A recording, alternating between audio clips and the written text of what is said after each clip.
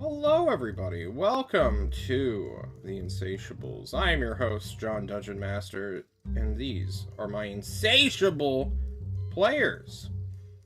I'm unable to feed them every riddle in the world, but I can feed them a couple. Specifically, Ben, how you doing? It's a question, not a riddle. But still. It's the same kind of riddle as what's in my pocket. True. And who is the Batman? Henrietta, how are you this week? Sick. But I'm here. I'm sorry. It's okay. Not that you're sick, that you're flu. here. No. We're all various stages of some sort of illness today, so. It's true. It's very true. I'm getting yelled at by Roll20. Go away, Roll20. Corin, how you doing, bud? Getting better from being sick. Rhett, how you doing, bud? I'm going. We're somewhere. We are somewhere. Followed by Roop. How we doing, bud? Doing good. I'm being attacked by various invaders of pollen, but I'm here, and I'm excited to play D&D with you all. Alright, so we got allergies, sickness, recovering sickness, and then followed by Rube, who's keeping cards very close to his chest. Red's just a suspicious guy, I think, everyone. I don't think, we've known him for over a year. What do we really know about him? A lot. He has a dog. If you Red? remember anything, I've given you a lot of things about my life. Tell me a secret. Girlfriend, college, No, I want Gas to know a really- secret. and whatever Midwest area you live in that I don't care. Give me some more specific. What is Okay. something you've never Be told more anyone? specific. Tell us. You're really late on that bandwagon. I've told a lot of people a lot of things. You're a man with many, many truths. Is that what I need to know? I don't know what you want from me right now. There's a lot to know about me. I've already told you guys so much. You're a history major. I'm half of my major's history major. Yeah, that's one Oh, of them. what's the other half? That's a secret. Secondary Entomology. education. Oh. Yeah. We learned something new about Red, guys. I've Let's said not- this many times. Let's not do this with anyone else. I'm so glad we've learned something new about Red.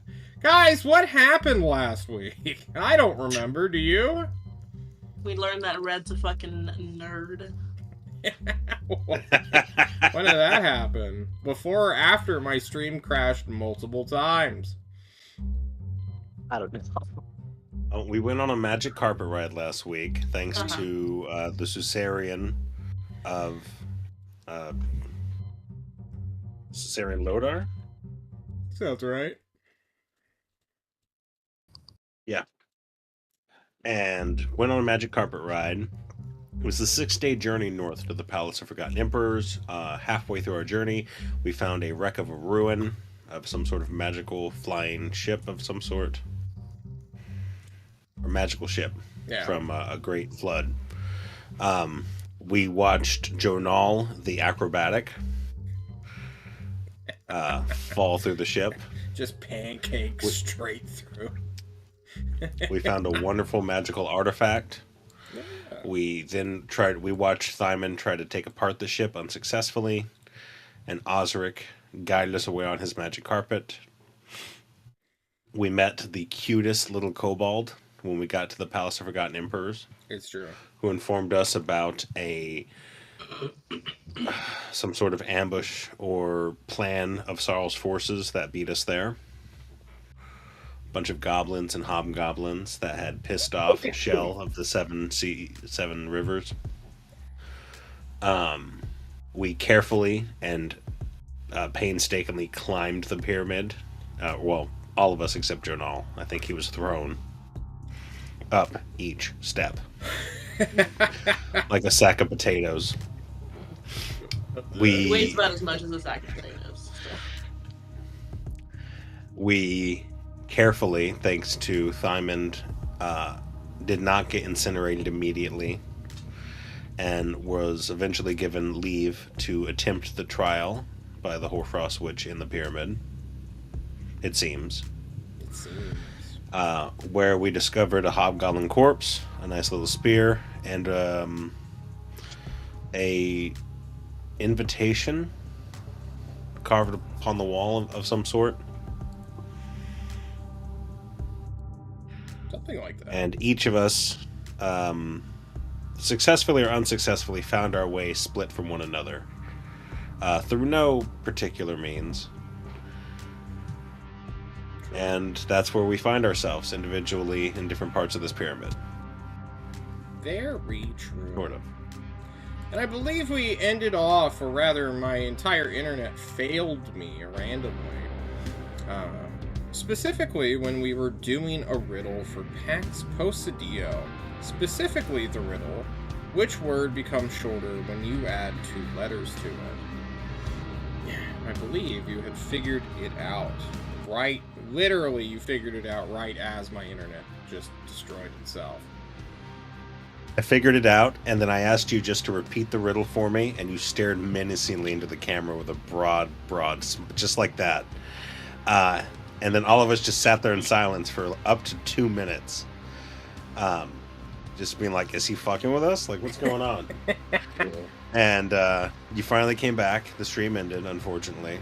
Yeah. And we had figured out the riddle. You did. What is the answer to what becomes shorter when you add 2 letters to it?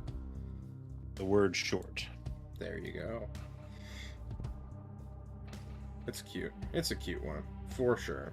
I believe someone found some alternatives. The word soarer also becomes shorter when you add 2 letters. Soarer? Soarer.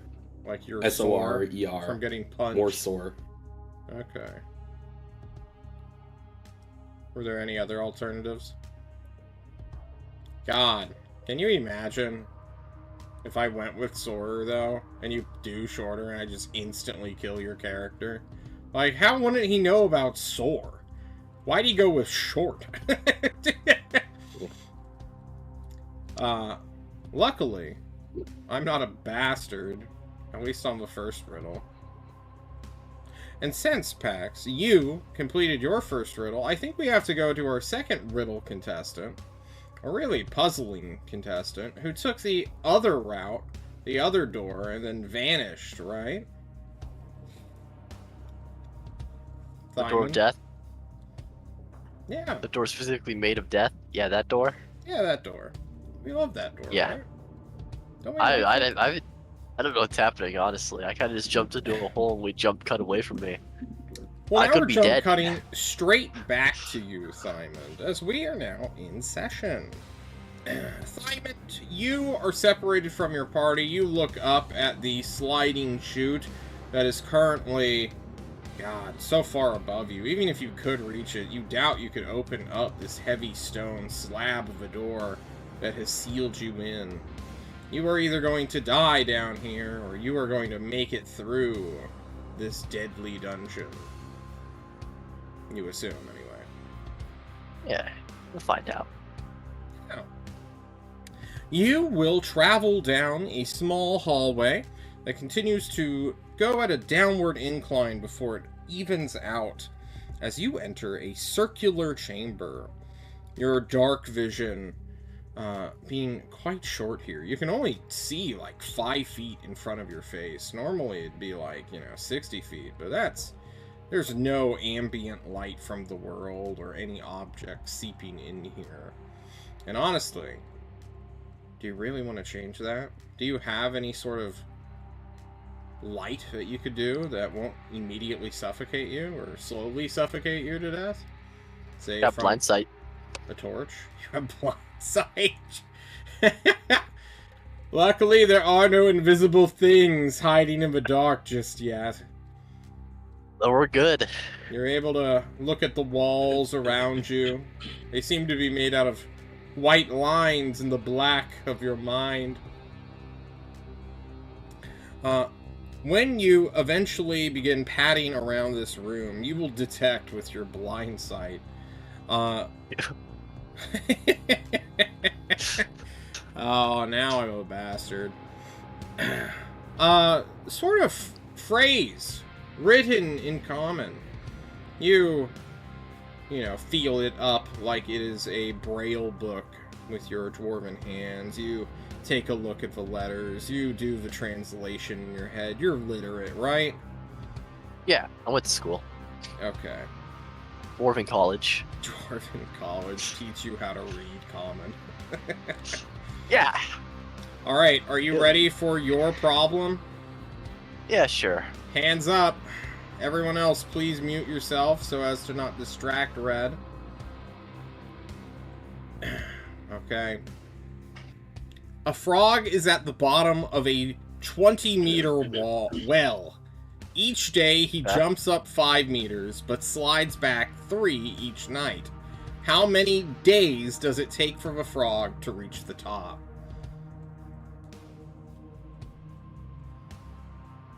Is this just a math equation, or is this a Yes. riddle? It's a math Okay. equation.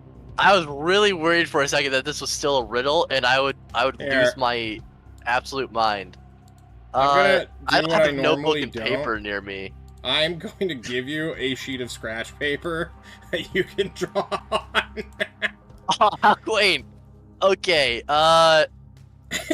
So 20 meter well. 20-meter well. No, the meters don't matter. 20 well.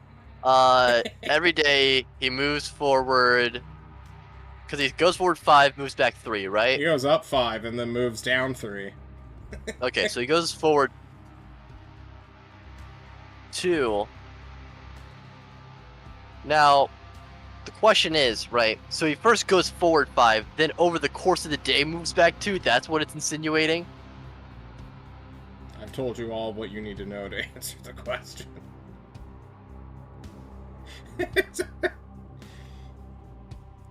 Okay. And that is, I actually don't know and can't give you more context because I ripped this out of a 5th grade math book. Well, yeah, because in theory, at the very end, he won't slide back at all because he would have left the well. So at the end, there's still just 5. Because he can't slide back into the well. He left it.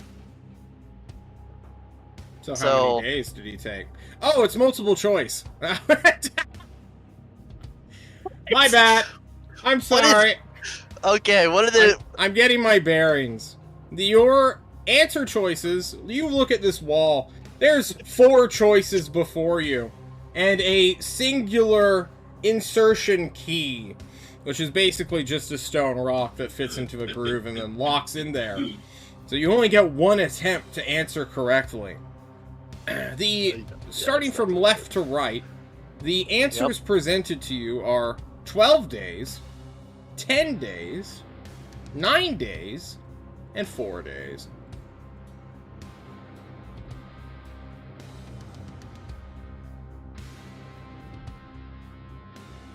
Okay. That is the fanciest 4 I've ever seen. That's how I draw my 4s. Wait, you drew a 2 and then you drew a line down. Mm-hmm. 4. That's all there is to it. Wow. Alright. Based, actually. Well, technically, I'm supposed to do it like this, but I always mess it up to connect the line with the 2 to make it an actual You don't just 4. Do like a so I L gave and up then on a that. line down? Nope. Alright. Why would I learn how to do more when I can just use the same numbers? Thanks, Rube. I can just use the 2 and the 1. I don't need to learn how to make a 4. This just looks like 21 to me. Alright. Well, yeah, that's because you saw me draw it. If it looks like a 4. Uh-huh. So yeah, move forward 5. Okay. Everyone else, feel free to just draw on the screen and mess me up while I'm doing mental math.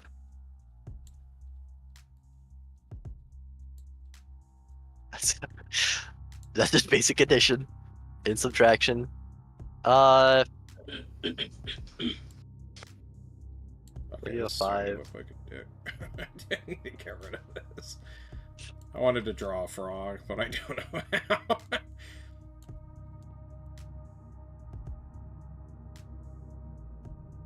can't get rid of the green dot, guys. Tragedy.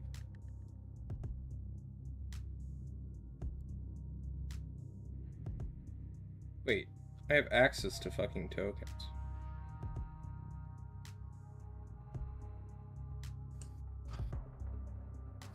Where's my giant toad? Here we go.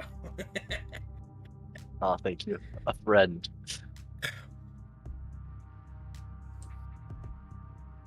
What's it gonna be, Red? Yeah. Well, if my idea that in theory he wouldn't slide back, that is very off place.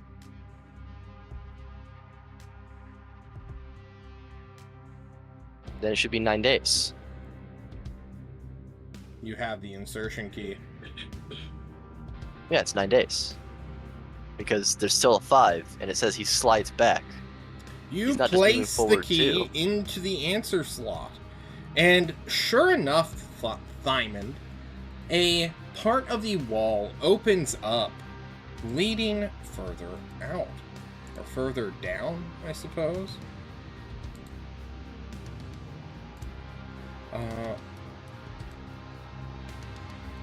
Perfect. I must quickly jump back to Pax. Pax, you continue going down, able to see...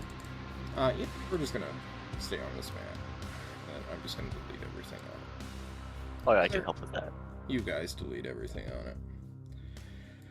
it. Because I'm on a different page entirely. Yeah, don't worry about it. We got this. Pax, you quickly realize you are at a T section. You can either go right, or you can go forward. What would you like to do? What path would you like to be on? I cannot hear you, because I told you to mute, and then you didn't unmute. I did. Can you hear me now? I can hear you now. Pax always goes forward. Pax, you head forward into a circular chamber. This is Circle 2. Are you ready for your math problem? Kind of. Shit. Yeah. Is it multiple choice? It is multiple choice.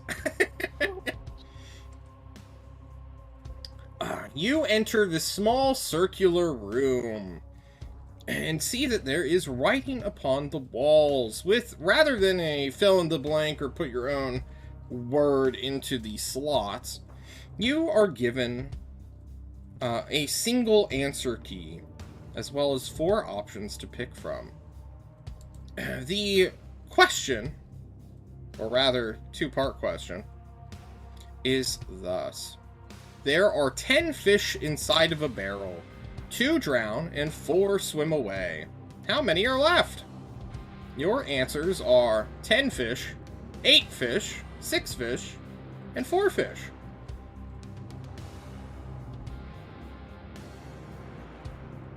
Can you repeat that? No. Go back on the lot. No, There are 10 fish in a barrel. 2 2 drown, 4 swim away. How many are left? Yeah. 10 fish. Final answer? Unless dead fish are dead things objects in D&D, and so they wouldn't count. They can't swim away. They're in a barrel. Even dead fish. Yeah, final answer 10. Okay. You insert the key. Get out of here. I just saw what you guys did.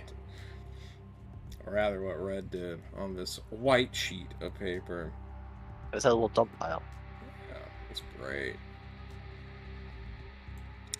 You insert the key and find out that you are entirely correct.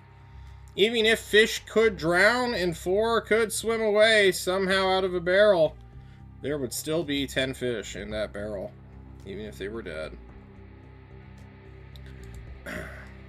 Your only way of moving is forward, Pax, but I'm going to jump to our manly dwarf who is still in this maze. Dwarf, Thymond, beautiful Thymond. You enter a square room. You look at two doorways, one leading forward and another one leading to your right.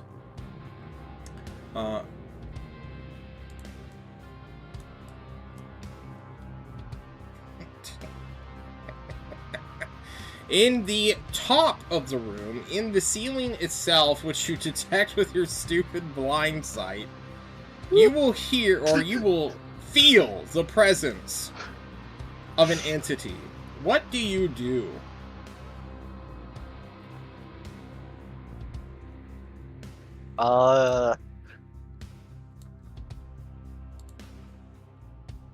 Talk to it, I guess. What So do you like say? anything specific to the doorways? I'm sorry? I didn't know if there's like any more details to the doorways. They are currently What do you- open. What do you tell to a creature that lives in a pyramid for like the past great while?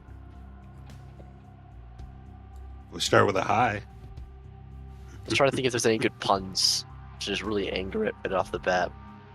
But I got How's nothing. weather in here? Bit draft, isn't it?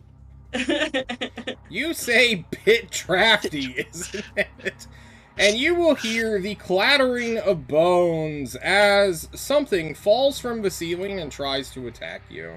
I need you to roll me an initiative. Oh, As of you course. fight a single skeleton. Ah,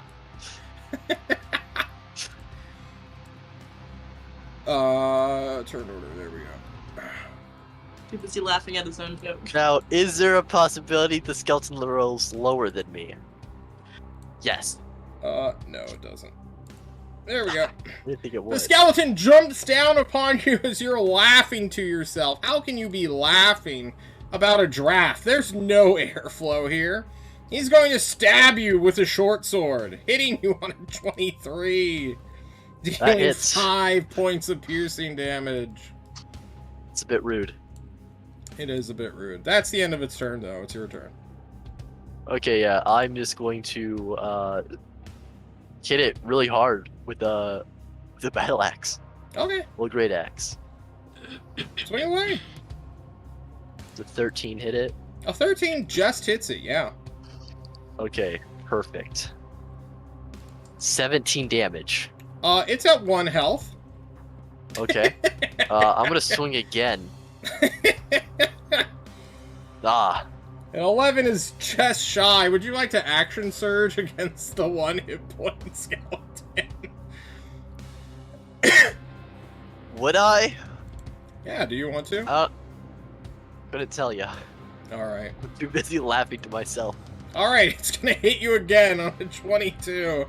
This skeleton rocks and rolls for minimum damage for 3. Or, yeah. Alright, kill it. Fucking kill the skeleton. Alright, you kill it. Splendid. Dead. The skeleton explodes outwards. As the skeleton is now gone, you see written above where the skeleton wasn't placed. I guess with your blind sight that you sense. I mean, it's not that high of a ceiling. It's like 6 feet tall at most. I don't know how blind sight works. I just took it because it sounded funny. It is funny. Literally, it will say, "It's skeleton time, baby." That's what it says. How do you introduce me to a maze? Am I going to like maze my way out of this? I don't know. But you may now either choose to go forward, or you may choose to go right.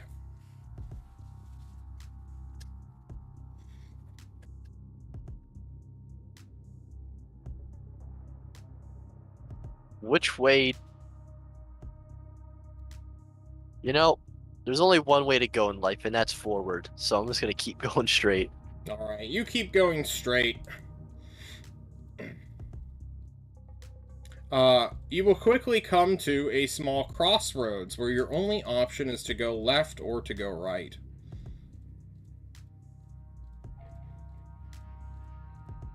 Well, the right choice is to go right, so I'm gonna go left. Yeah, you head left into a triangle room. And I have a riddle for you! Oh boy! I love riddles! Which word becomes shorter when you add 2 letters to it? Short! Yep, you figured it out instantly. It's sore. I was gonna find you on accident. As you begin putting the letters down, you quickly realize that there is one way forward and then one way to the right. I'm gonna go forward. Keep going forward. And sure enough, you'll see a circle room that says there are 10 fish inside of a barrel. 2 drown and 4 swim away. 10 How many fish. are left, Red? 10 fish! You put 10 fish and head forward. Unfortunately, Pax is going to see what's in the room ahead of you because he's going to beat you multiple times. I fucking hate this dungeon. Yeah. Was there any other direction I could have gone that would have led me away from PAX, or is this just I found PAX, the fun adventure? All roads lead to PAX. All roads did not lead to Pax. Great. Like a heat-seeking missile, I find my own friends. Yeah, like a heat-seeking missile, you find the corpse of Pax. Alright, Pax! Yes. You enter a square room. I know that I shouldn't be laughing at this. This is so stupid. But I find it incredibly funny. Pax, you enter a room, and with your blind sight, you just step into the doorway and see that literally standing before you, like 5 feet in front of you, there is a skeleton that has a bow tie-like cloth wrapped around its neck joints that is snagged, snightly tugged, or tugged snappily. God. I blundered that sentence. Around its neck vertebrae. Before you, there is a table with a simple copper cup, and it is holding a bottle of what appears to be some sort of dusky-ass wine. What do you do? With my devil's sight, I see all this. Yeah. So there's a table and there's a skeleton butler. Uh-huh. Is there a chair? No, it is a standing table. Understood. I walk up. Oh, he rolled. I look into the cup. Pax walks up. He looks into the cup. Looks at the skeleton. Yeah. Picks up the cup and holds it out to the skeleton. He will pour you wine. It is a gross black sludge. It's been here a while. Pax will sniff it, and after his previous example with demonic wine, he will pour it on the ground. This skeleton is so upset. It's just shaking at such an insult. I think you need to roll for initiative right now, Pax. How dare you insult this cackling skeleton who begins as though he is talking to insult you. And in true skeleton fashion, they will go first.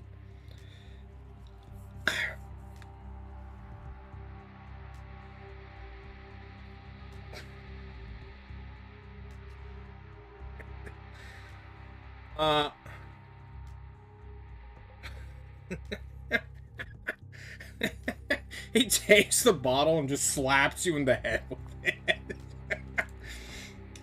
Does an 11 hit?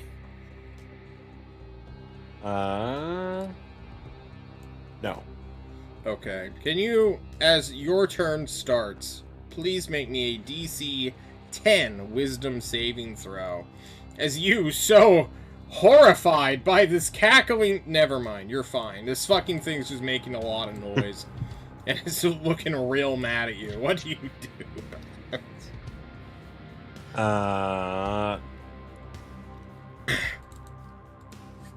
Into the back of his like collar and takes out a flea and flicks at him, casting infestation. Alright, let's see it.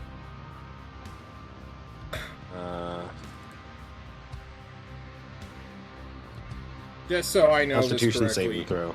you want to have him take poison damage? I guess he'd be immune to that, wouldn't he? He is a skeleton who has literally no flesh to be poisoned. You should go for it. Then I go for it, John. Okay, he makes a Constitution saving throw, fails, will suffer no damage, but I suppose the effect will still go, as he has to move 5 feet in a random direction. He's got to rattle in one of those directions. He starts rattling violently as he moves slightly to the south, which is into you. As I roll a d4, he's like, "Arr!" just making clattering noises as you infest his bones with fleas. That's his turn. He's gonna slap you with a bottle again. Does an 18 hit? 18 does hit. You'll suffer 7 points of bludgeoning damage. The bottle cracks against your head, shatters, sludge falls on you that's entirely harmless, and then he twists it into a downward grip as he's gonna stab you with a broken bottle. But it is your turn, Max. I'm gonna back up about 10 feet away from the skeleton, risking the opportunity attack just to fire a couple shots at him. He misses his opportunity attack. Okay. Shoot him in the face. Does a Yep. 26 hit? Oh yeah. He's got 9 AC. 11 piercing damage? It's magical piercing damage, I'll have you know. It doesn't matter. He has no resistances at all. You shoot him. Got it. Shoot him in one eye. And Oh yeah, for sure. does a 13 hit? Uh-huh. Okay. You literally have And to I roll shoot him in the other eye.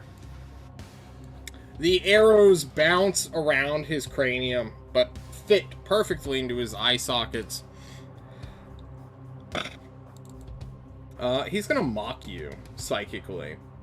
This creature makes no noise, but makes no legible words, like a Tosh's hideous laughter. But he definitely hates your guts, and you get this psychic sensation that you've done something to piss it off. He's gonna try to mock you. I need you to make me a DC 12 charisma saving throw. You'll actually fail and suffer 2d4 psychic damage. 2d4. Ugh, a full 5. Perfectly average. And then he walks up to you. Because he's not through with you. It is now your turn. Bonus action, Hexblade's Curse. Yeah. He's cursed. And then I'm going to attack him. I guess it's disadvantage. Oh, I'll just keep moving. I'll risk an opportunity attack. Alright, he tries to stab you. He loves stabbing at you. He'll miss again. First shot. Yep. And with the extra damage from your proficiency bonus, which is not included, it looks like. Also, that's not using charisma, that's using dexterity for damage. I don't know if that's intentional. Let's attack. Oh, yeah. I'll fix that real quick. You will destroy him, gaining a little bit of health back. And also, buying enough time for the 3 or 4 turns that combat encounter lasted, allowing Thyman to just catch up to you almost right as the skeleton dies. Diamond, you bumble into a creature that is huffing and puffing and sounds like it's alive. What do you do? Bit drafty in here. Pax pantomimes a scary voice. There is no draft in here, fool. Prepare for your riddle.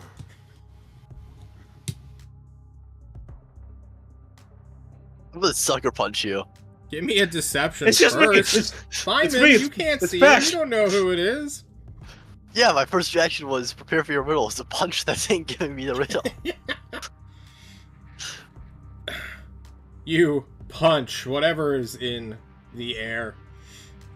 There is a light scurry as Pax can see you coming clearly and chases you around the room, Pax. It's me. It's me. It's just me. Pax runs around yelling for Thymon not to kill him.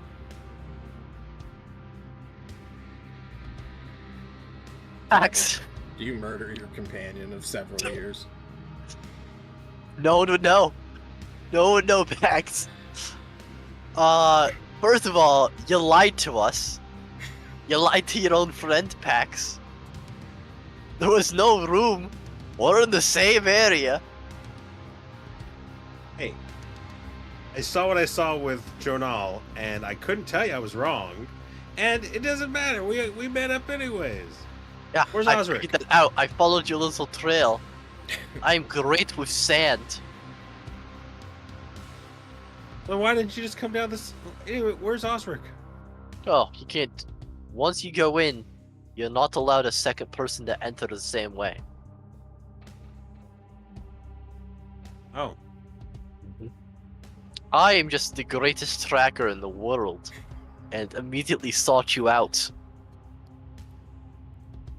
well, I had wine for you, but the skeleton threw it all over the place. So, in recompense, I'll let you go first. Oh, thank you. My pleasure. Okay. Party! Together you can move forward or backwards. What would you like to do? Well, one of us could have kept track on where we've been, but that's a lot of work. And I'm just gonna keep guessing on where we're going because it's worked so far. So we're just gonna keep going forward. Pax, I assume you're okay with linking up with your companion. Yeah, I'm gonna watch him bumble about in the darkness. It's quite funny. Okay. With Fighter up front and Archer in back with much better sight, you guys will continue going downward into a sharp, almost switchback-like slope, which leads down several feet. You will have to crawl at one point, but as you stand up with extra headroom, you will find yourself in a triangular room. And as you both enter, you will quickly find that the door behind you locks. Or rather, ascends and then locks. A heavy stone door now lies between you and the back. And before you is another riddle. This riddle has but a singular answer. There are no answer keys, though. It's not multiple choice. And it says thus: to reach me, you must add something to yourself. What is it? And then it says, hint, quite bigly. Almost as big as the entire riddle itself. With a hand-carved / etched arrow pointing to the answer hole.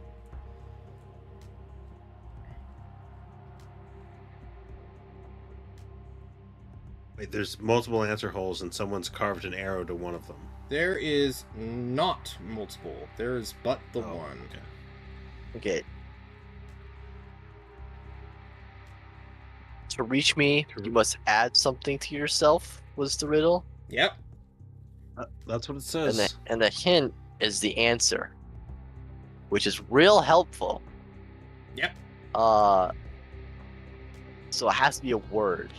Well, to be fair, The hint is a small groove inside the wall where you would normally put an answer key, but there are none.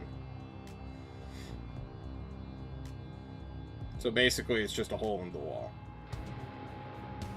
Oh wait, can I like?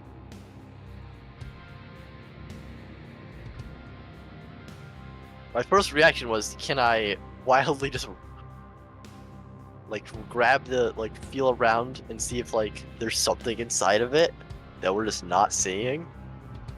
Yeah, it's a, you know, like an, I guess for you, a sausage finger of width, which is basically what you have.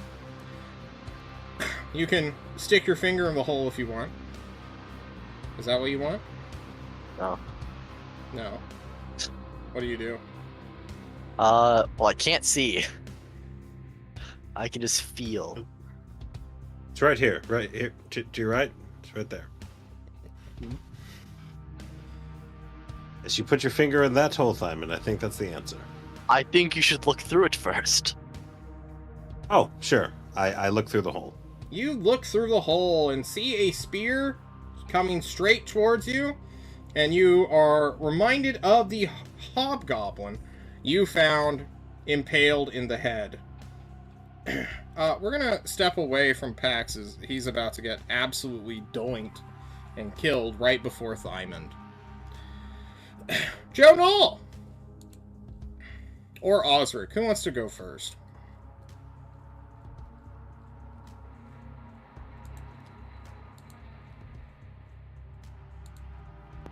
I don't care. Either way. I will try my one thing, and if it doesn't work, I'll continue hanging out. Okay. We talked about going in, turning off the light, and hanging out and seeing if anything happens. So Osric is gonna do that. Yeah. How long do you wait, I suppose, before you... Or do you plan to wait? With the lights off? Yeah. I don't know, until it gets, like, really awkward, so probably, like, 5 minutes. Just 5 minutes, that's the awkward time? I mean, sitting alone in the dark, at a certain point, it feels like it's been a longer time than it really has been, so... Well, as you wait, I'm going to roll a luck dice, and you're going to say highs or lows. Are you Highs. ready? Highs Yeah. or lows, Hen? I already called it highs. High After around 4 minutes, you're getting that awkward gut sensation of, like, being at a party you invited yourself to. You know, like... Or, you know, you heard about, like, your friend and his wife were going out on the town, and you're like, hey, can I come too? And they didn't want to reject you. But you definitely, you know, are ruining their night. But you also are just sad and alone, so you continue it, because it's the only companionship you'll ever know in life, truly. You know what I mean, Osric? Yeah, the divorced dad energy is strong. Yeah, for sure. I, too, am a divorced dad. Osric, you are sitting alone in a dark room, having been ditched, essentially, by all 3 of your companions. Belle is upstairs T-posing, hanging out with an ancient gold dragon, who seem to be having, like, a crazy life and just hanging out. And you stand up, and you start stretching, you look at your invisible watch in the dark, and then you hear a small scuttling. You look left, you look right, you're in the dark, it's fucking pitch black, it's super dark. What do you do?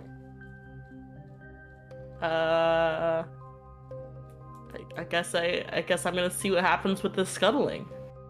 Do I Yeah. know where the scuttling is coming from? Can I... Give me a perception check, a disadvantage. He's like 5 seconds away from like to like the scuttling noise. It's like some kind of animal. Yeah, go Perception, you said? for it. Uh-huh. Disadvantage, please. With disadvantage, because It's it's so too dark. dark in here. It's so dark. It's too dark in here. It's so dark. You 7. don't know where it's coming from, nor what is creating it. It kind of sounds like, almost like fingers made out of metal, like striking at a chalkboard for a moment as it moves and skittles. But eventually, you will hear a, like, wisping noise of, like, something moving, and then suddenly you'll be bathed in light as the brazier reactivates, having been flipped over or turned on. And you'll look at what is, God, maybe a size tiny scarab made out of either gold or electrum, which is a silver gold, quite luminant, shiny metal. And it's got one big eye that just looks at you, which kind of looks like an arcane symbol.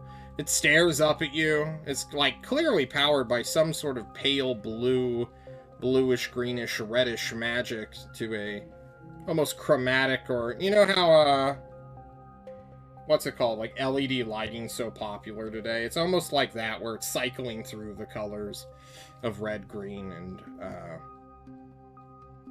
blue. I don't know why I forgot that word. And it looks up at you, just prone on the ground, scuttling. You see it, it sees you, but it hasn't moved. It's like doing the T-Rex thing to you. What do you do?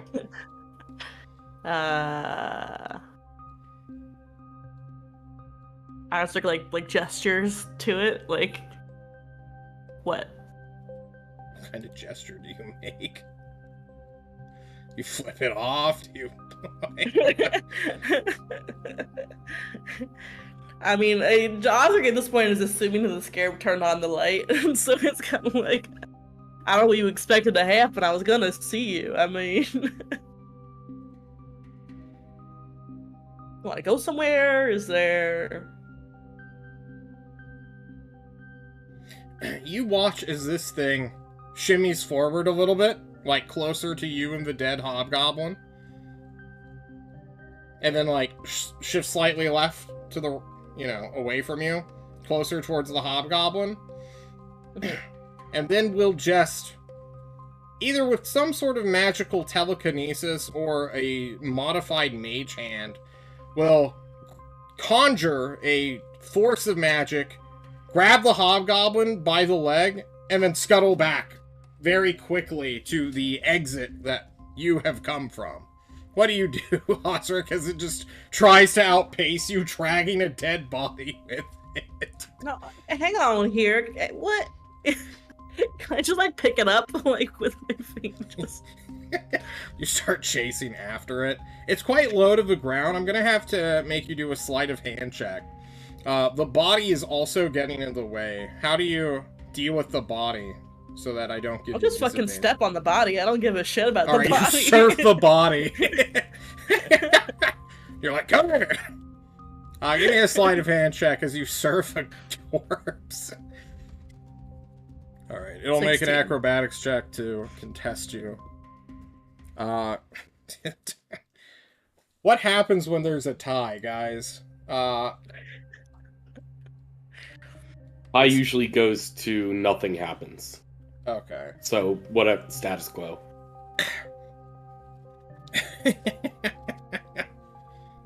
Osric, you try to lunge for it. It's just so small, and also the hobgoblin's just not enough sturdy ground. You, like, grab it briefly, feel the pulse of magic through your flesh from the electrum it is made out of, and then it scampers off in that moment. You quickly pursue, going up the pyramid into a second layer, which was not there before. Or rather, a door that leads to a second layer, which was not there when you originally descended. You do what? Do you head inside? Do you keep pursuing? Fuck yeah. Osric chases after the small trash scarab. Get over here, you little son of a bitch. Just which leads us to Jonal. Jonal, you fell through a chute, fell a comical distance to the point where, like, multiple turns of falling. And we all know that falling, you go at like 500 feet per 6 seconds. Like, it's absurd, honestly. And as you're continuing to fall in absolute pitch black, what do you do? Yeah, I mean, this was supposed to happen. I mean, Do you just ride it out? I'm just chilling. Yeah, this is all normal. For sure. Minutes go by. You can imagine your friends worried, sick of... Alright, who are we kidding? They've already ridden you off. You're fairly certain they're now challenging the pyramid on their own, or just defiling a hobgoblin corpse. That's not the right track. And I want to focus in on Jonal real quick and give you a character question. Is this the right one? Definitely not. Maybe you.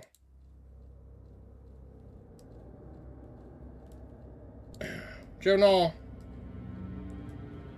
when did you start believing in destiny?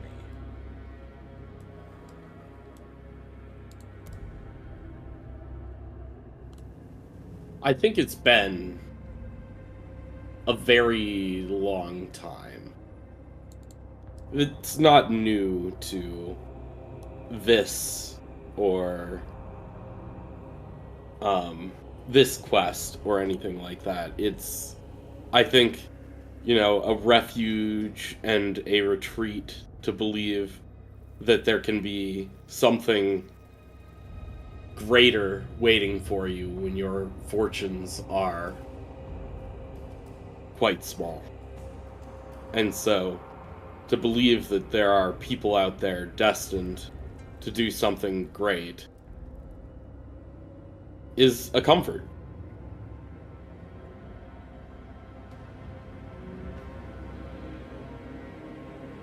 What age do you think you would have been when you came to this philosophy? I mean, This I think it was just something, as soon as I don't know, 4 or 5, like as soon as he found someone out there telling these high tales of heroes and magic that he's believed in, these destined quests, these people of great importance that were meant to be there. I see.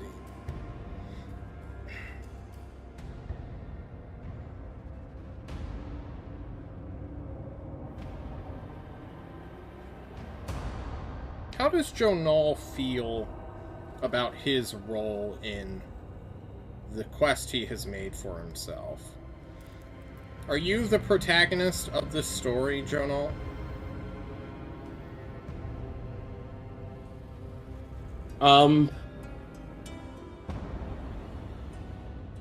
It's a great question.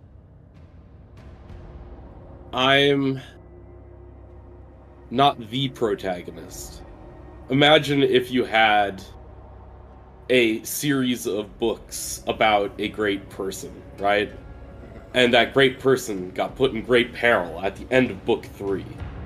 Then you wrote book 4, and book 4 followed this new person who then did something to bring back the main protagonist. I'm the protagonist of book 4 of 7. I see.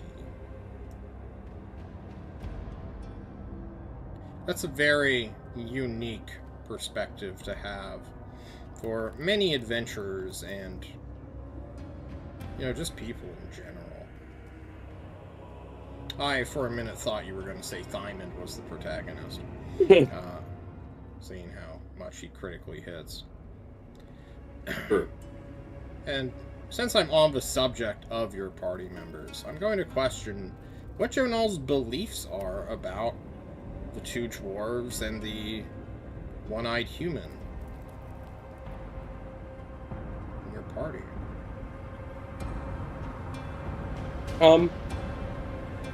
How do they fit Can you in be any this more grand specific? destiny? Yeah, so I'm sure they are here to compensate the dwarves, especially. They compensate my weaknesses. What I cannot do, they can. Big, strong. They can hurl And you up a pyramid when you don't they have can a hurl strength. me up a pyramid. It's an important role to have, but also they are... Your companions are also are there to teach you something, either through, the direct measure of the old dwarf giving you lessons, or indirectly through their flaws and who they are. And I don't think we've figured out exactly which of those his companions are. They certainly do have their flaws and their wisdoms. Can you name a couple? Yeah, sure. The old dwarf is direct, and that can be both, a wisdom of directness and also a weakness or foolishness of directness. And which of those lessons Jonal needs to learn? Maybe he would lean towards he needs to learn to be a little bit less obtuse and more direct. Maybe he would believe that. Let's see, we have the we've got Thymond, who seems very confident and sure in himself, I would say. So it's a level of confidence, I think, that Thymond brings. And then rounding out the group, you have why am I blanking on the name? Pax, who is more of a cautious or fearful sort. And so, maybe these are all aspects of Jonal being explored, being that he's able to see through his companions and understand more of himself. Because I'd say those are 3 things that he could be.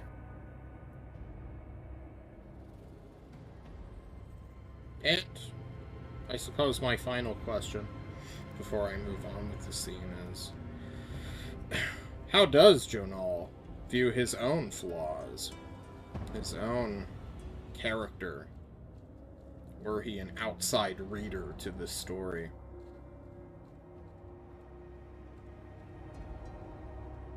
How does Jonal think of his own weaknesses?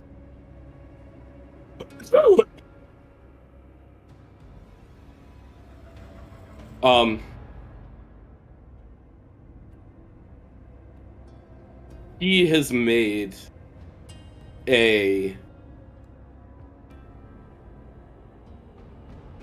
decided choice to pull himself from the shadows, hiding who he is and what he is, being ashamed of what he is and who he is, to be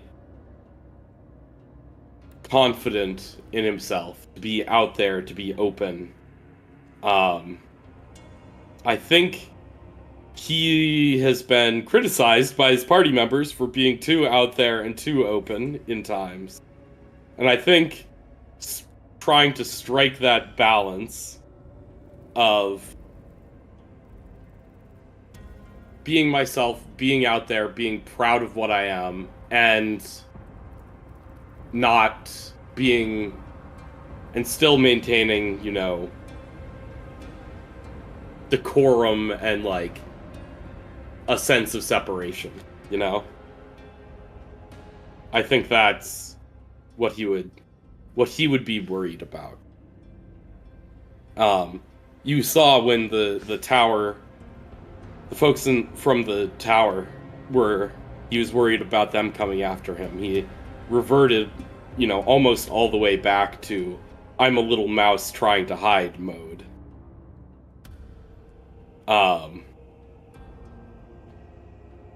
And trying to figure out how to be confident and be himself without exposing himself to too much risk.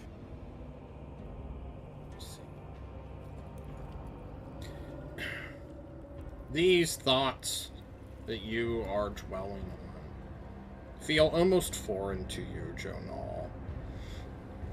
As if some fat guy in a chair is telling you to think about them and tell him about what you think. It's a very strange, almost immersion-breaking question, or series of questions that you have been asked, and now have answered what the creature who is probing your mind believes is truthful. And as you suddenly see a light at the end of the chute that you're heading down, you blink as suddenly the falling sensation ends. Whatever levitation or, I guess, let's just call it levitation, suddenly ends on you. You slam into the floor, suffering a total of 6 points of bludgeoning damage as you have fallen 10 feet from the top of this great chute that has caught you. And blink several times as you look into a doorway filled with light, as if it's coming from outside. Oh man, my wrist!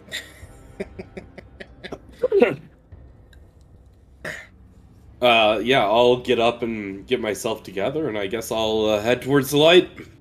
You head towards the light. You move through a doorway. You will come across it has to be some sort of greater projection or illusion or something that reveals the top of the pyramid. A sensor that is currently being obscured by an ancient gold dragon's body in certain places where it was leaning down. You quickly piece together that the great golden cap that sits on top of the pyramid itself is some sort of visual sensor that is currently keeping track of the environment. It's not so high-tech where it's like doing outline or thermal imagery or anything like that. But when something does make itself obvious, like out of hiding, out of hidden, specifically a small gold kobold, when this guy shows up trying to move a rug away from the obvious place you've left it, it like points this out with a hieroglyph of ancient common or some sort of ancient language that you don't immediately recognize the meaning of. Sitting upon what appears to be some sort of levitating chair, some might even call it a throne, you will see a translucent being made of ethereal greenish blue energy that begins to rotate towards you. And as he begins to speak, the telepathic connection that is coming to, like, translate into your brain, suddenly Pax just falls straight through the floor with a big old spear in his head, and he's fucking dead. He's just dead in front of you, Jonal. What's your immediate reaction? Fuck. You say, what the fuck? It's almost echoed in your mind as, like, the ghost flinches hard. Pat's just being a goner. He's like, oh! Then casts a spell quickly, throwing a diamond out of its ethereal robes and bringing Pax back to life at 1 hit point as the Revivify spell was cast on him. Pax, a spear shunts out of your already empty socket. You are briefly thankful it didn't take out your only good eye left. As you almost died just then. You look at Jonal, who's behind you. You look at a ghost in a chair. And I have to jump to Thyman. Thyman, you just watched Pax get his head proliferated by a full-on spear, drop dead, and then vanished in front of you. What do you do? Huh. That's not supposed to happen. Briefly, you are reminded of something Shell said about you will need to face death to reach the end of the journey.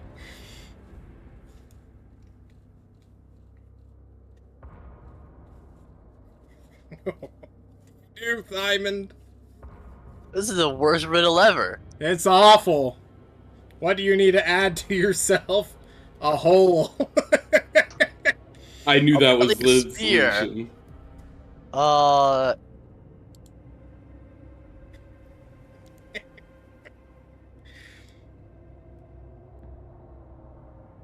many times can I get stabbed in the body before it finally kills me? Well, it depends on where you put in front of the hole, I guess. If you put it in your butthole, you'll... yeah, it'll take a little while.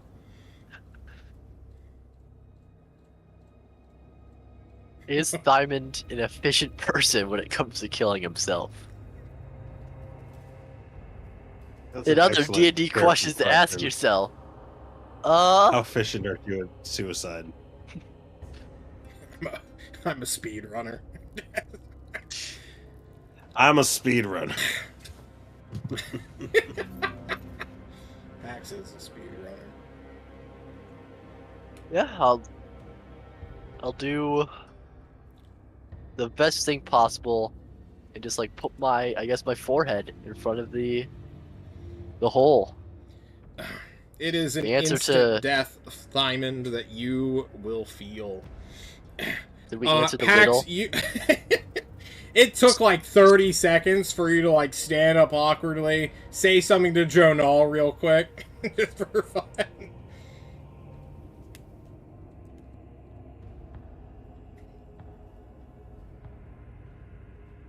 Hey, Janal. As soon as you finish that word, immediately Thyman comes crashing down on top of you. And you're just pinned by a dead dwarf. Jonal, what's your reaction? Again? Diamond is thrown, it shatters in the air, turns to miss. Diamond, a spear ejects from your forehead as you come back up to 1 hit point. You look at the ghost around you. Bit drafty in here, isn't it? Osric, you hear Thyman's snide remark as you head down a chamber. You slip down a small door as all three of you see a tiny scarab leap, just fall to the floor, scuttle towards the great big throne where a ghost is, and then you see a barreling Osric grunting and oofing as he lands action hero mode in the same room you're in. Hey, Osric. Osric. Simon, get off of me. Why do y'all look like fucking No. shit? I died again. You died? I just saw a Yeah. little fucking spider thing. Where'd it go? Death is a liminal term. I mean, yeah, that's true. All four I of think you I'm fine. have this exchange while a ghost on a throne is just like staring at you and then speaks a word of greeting. Salve. And as he says that out of turn phrase, we are going to take our first little break. And when we come back from it, we will discuss with a creature on this dreaded throne. Guys, we'll be right back.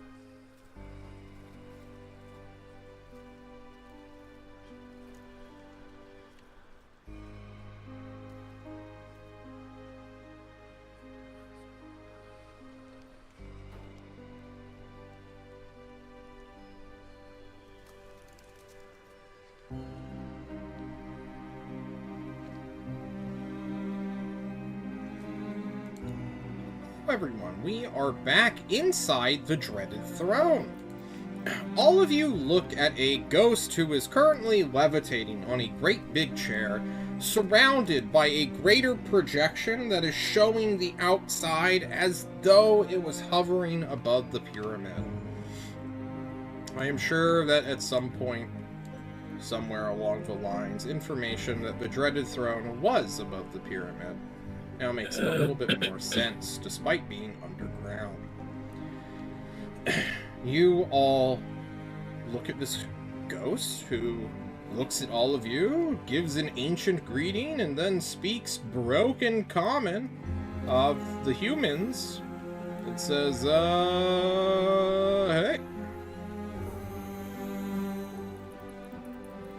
Hello. Who are you? Yes. Yes. I'm sorry, I don't know exactly how to address you. But clearly like a non-native common speaker. And then he asked, Elvish? Any elves? yeah, I'll talk back in some broken-ish Elvish that I kind of know. Now I speak a little bit. Oh, Pax answers in perfect modern Elvish. Greetings, oh great one. oh, thank fuck, he says quite casually as you greet him.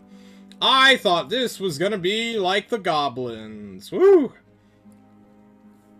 He performatively, wipes sweat off his non-sweaty ethereal brow.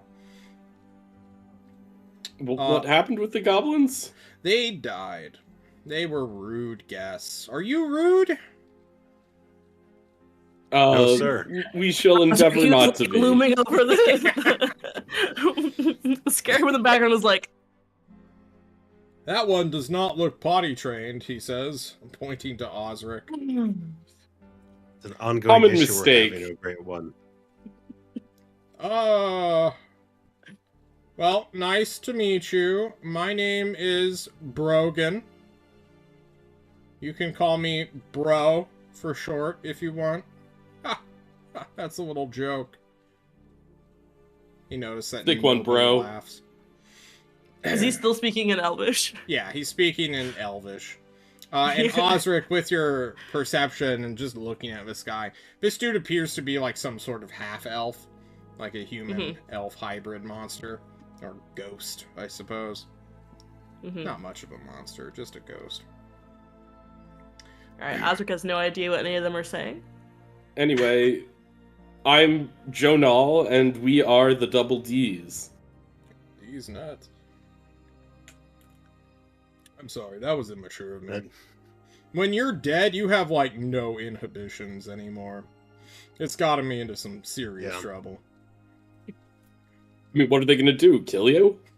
Exactly. Or they'll seal me in my pyramid for all time. Regardless, why are you here? What's going on? We are here on a destined quest to fulfill the prophecy of the Hoarfrost Witch. Not again. Really? It's only been like he looks to a hieroglyph on the wall. It's only been like 405 years since the last one. You'd think you guys would like figure it out by now.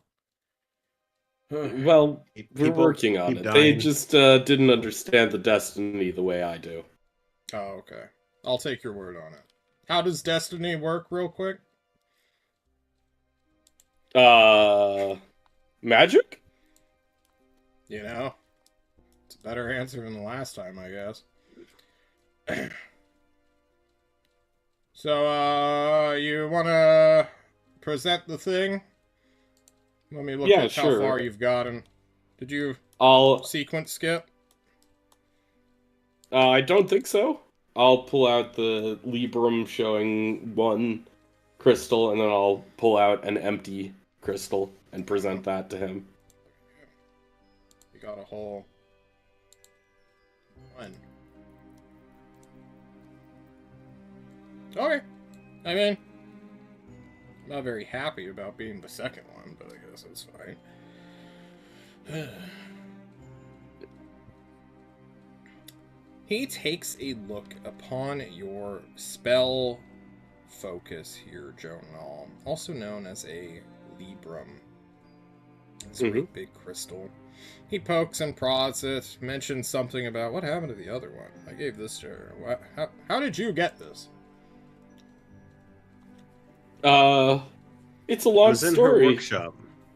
We found one of these crystals under the corpse of a manticore we had just slain, and I identified it, and it brought us to her workshop, where this was.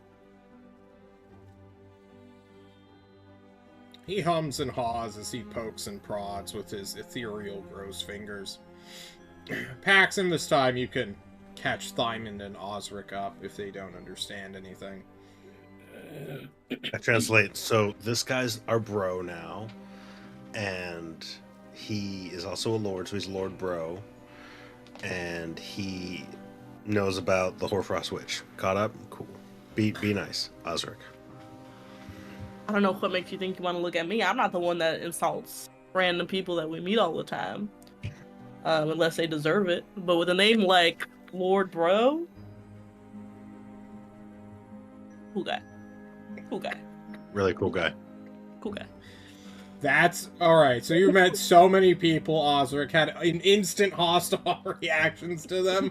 You like the dragon, and you like the guy who calls himself bro. These are the only two, by the way.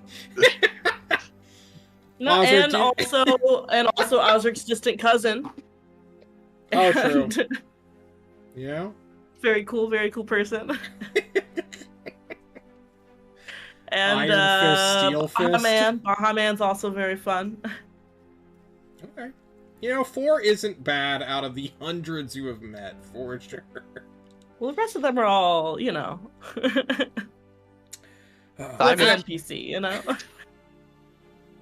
Go ahead, Thymond. You said something? No, I was just saying, Osric met Thymond and they weren't rude, so that's something. I suppose so.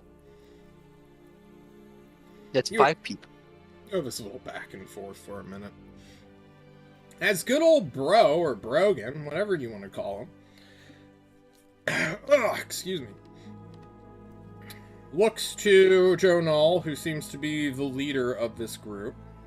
Or at least, you know, the one he has the most understanding of after infiltrating his mind. Will, question you. So, what's the play once you make this thing? Like, what are what are your ambitions and goals?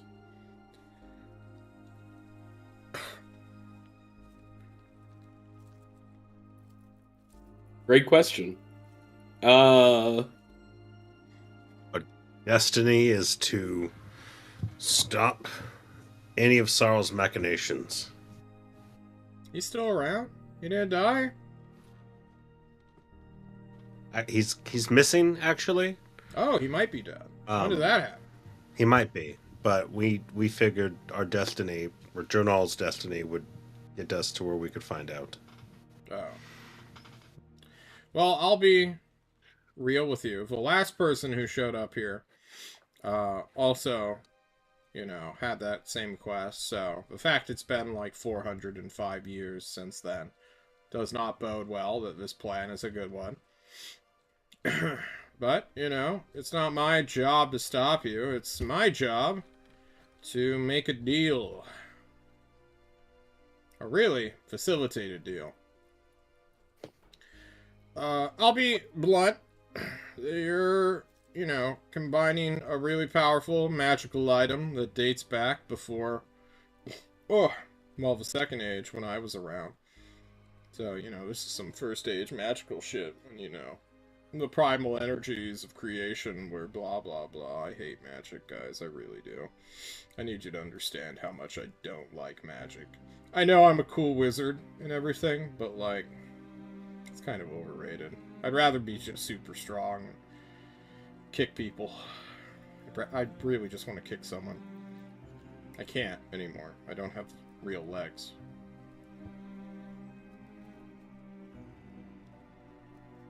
What were we talking about? You were facilitating some kind of deal. Oh, Exactly. right.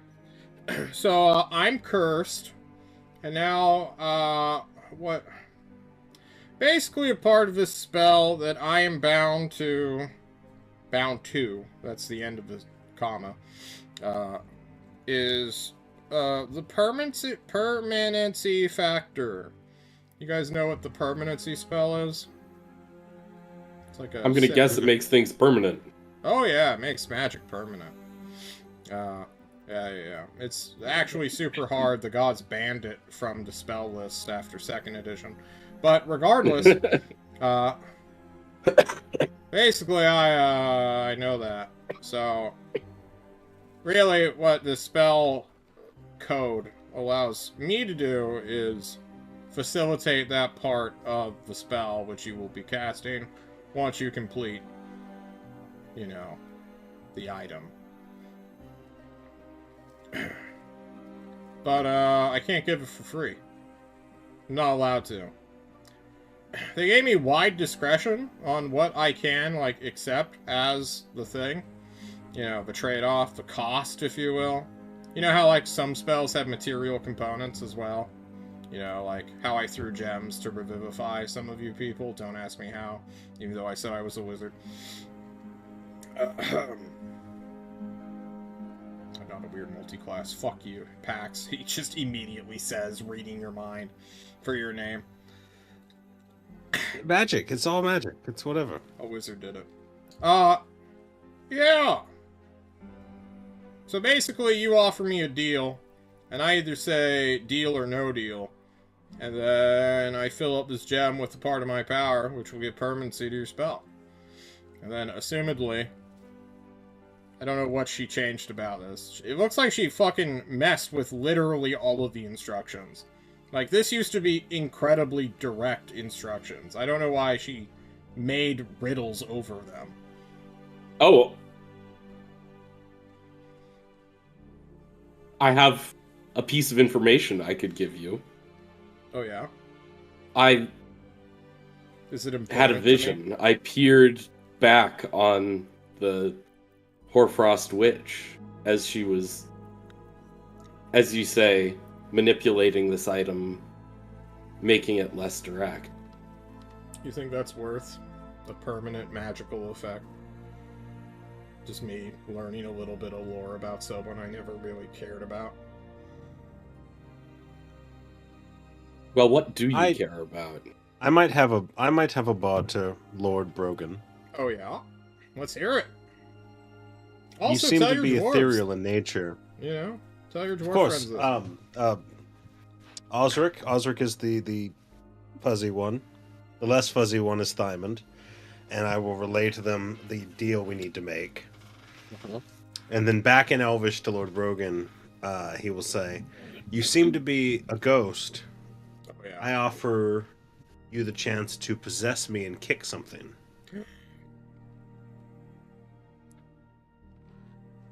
I was gonna offer him.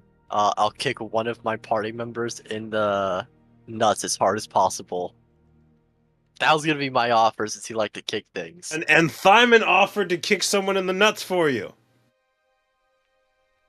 Well, you know, that's not worth a permit. I don't want anyone to get hurt. I mean, if he wants to kick something, we're the strongest ones here, so he really shouldn't do you, Pax, because you're... No. Fucking He weak. should. He can't Ooh. kick anything, so he should take my body to kick one of you. But If If you're Pax really is more interested in specific. no one getting hurt, but You also should kicking someone. because I have like a lot of hardiness to myself. Like I Yeah, can we really have a both- lot of something kicking up. ability. Oh, I can't believe we're arguing Lord about who's Brogan. gonna get possessed or not, but Lord I'm just Brogan, saying. Both dwarfs are willing to be possessed and use their great strength to aid your kicking. Wow. If that's worth it. If it's not, I do have another idea, Pax, if you want me to. You know, let's keep, that's definitely worth a pin in. I can't pin anything because I'm a ghost, but you know, that's good to keep in mind. Like... I like what I'm hearing. I like what I'm hearing. This is a good, you know, start of a negotiation. Let's keep hearing it, though. Let's develop it some more. Osric, what was your other idea?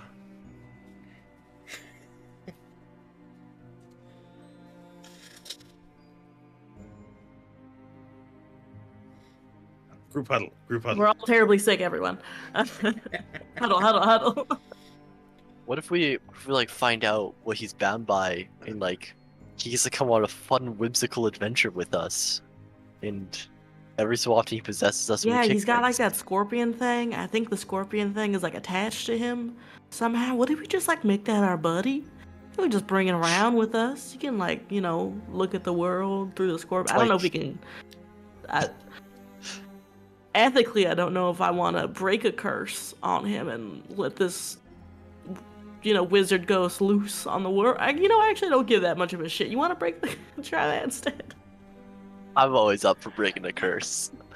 Was that your other idea, Osric? Because I really hate it. Well, actually, as Henrietta, my other idea was the crow that you had, but I realized you didn't tell us about it, so Osric would not know that you have the crow. I mean, Jonal knows about it. And it was identified at camp, so you saw Jonal holding it for like 10 minutes or whatever. It is true. No one ever spoke about it ever again. Nope, This is Osric has something no Pax idea has what it always even had. is. Like, what if you give him that like pretty bird that you have or something? I Shiny. was like, huh, why do you have... I wonder when he got that silver crow, but you know, it's none of my business.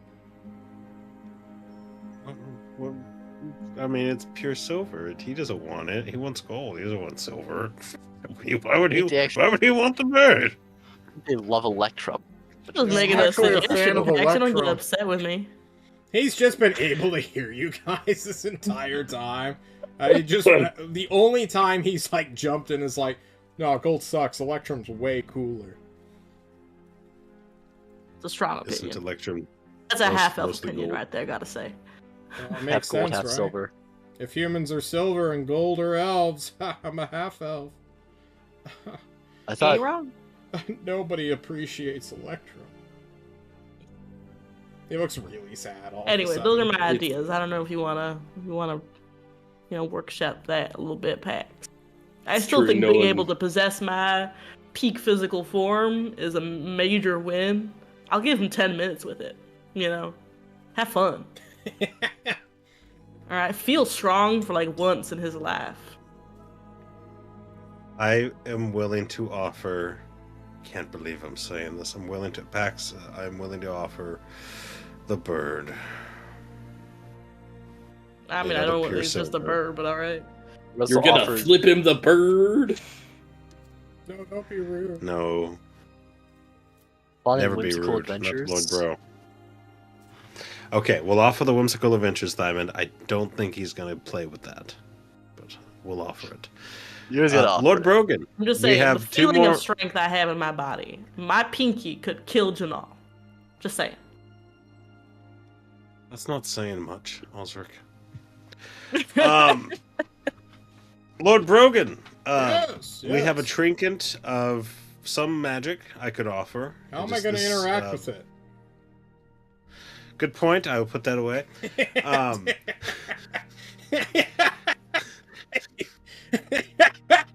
My I'm a fucking ghost. Good point. My esteemed dwarf friend Thyman thought that there might be a way of which you could eke out an existence among us with one of your minions of some sort and go on a whimsical adventure where whimsy would be Whimsical, are your we prize. talking? He does fight a lot of halflings, so that does seem quite whimsical at times. The copper Hey. of the species. Have you ever heard of the halfling mafia? Can you translate that to him? Yes. Halfling mafia. Yeah, there. Oh, you mean the great Underhill Council? Yes, I know of these creatures. They say they are secretly ruling the world down beneath their tree root homes. But I think it's just a big conspiracy theory. Oh, I'm in hot water with the Halfling Mafia because I keep beating them up. You beat up halflings As he regularly? does. Whenever I can. He does. Well, and now whimsy. I'm liking this deal a lot more. You should have opened with that. You know, maybe one of these times, if you come on an adventure with us, you can take over one of our peak dwarven bodies and just really go to town on a halfling. It's a deal. He offers to shake your hand, Thyman. I'll hold it out, and then it's like try to mimicry like shaking hands with him, even though like my hand will go through his, but I'll still like try to Yeah, slightly he follow works along with you to it. give the illusion, like really sell it to the rest of your party. Who knew that you could just bribe a ghost with promises of violence against halflings to get what you wanted? Who I mean, knew? when your name is Lord Bro, like, You know, Lord Bro, he's been this super powerful lich wizard of ghostly power for so long. He doesn't need more treasures. He doesn't. It's all about the like little things he missed out on in life. Bullying Like whimsical people because he was adventures. a big nerd. He really likes Electrum, which no one uses because it's a dead currency from a million editions ago.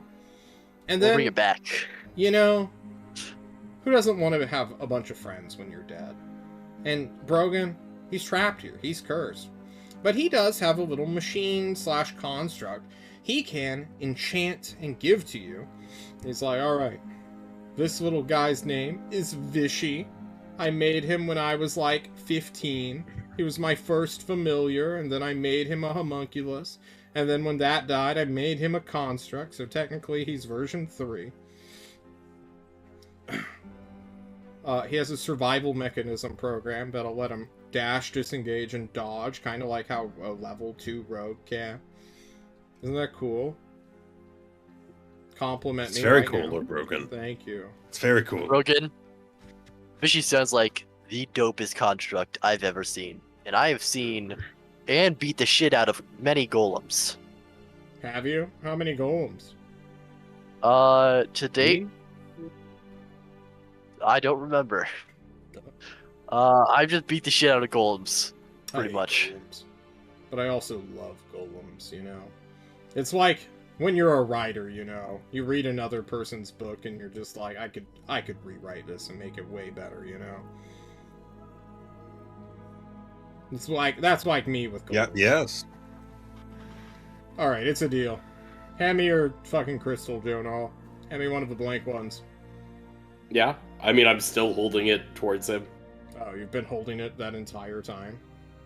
I'm My surprised arm's your getting arms- tired. I'm surprised your arms haven't given out, honestly. he was really hopeful. He was really. You will watch as the little servant casts a mage hand or something like it on the empty diamond / gemstone that is used to power the spell code. Immediately, as he channels magic within, saying something in half-elvish incantation, he cries out, which is literally verbatim what he says.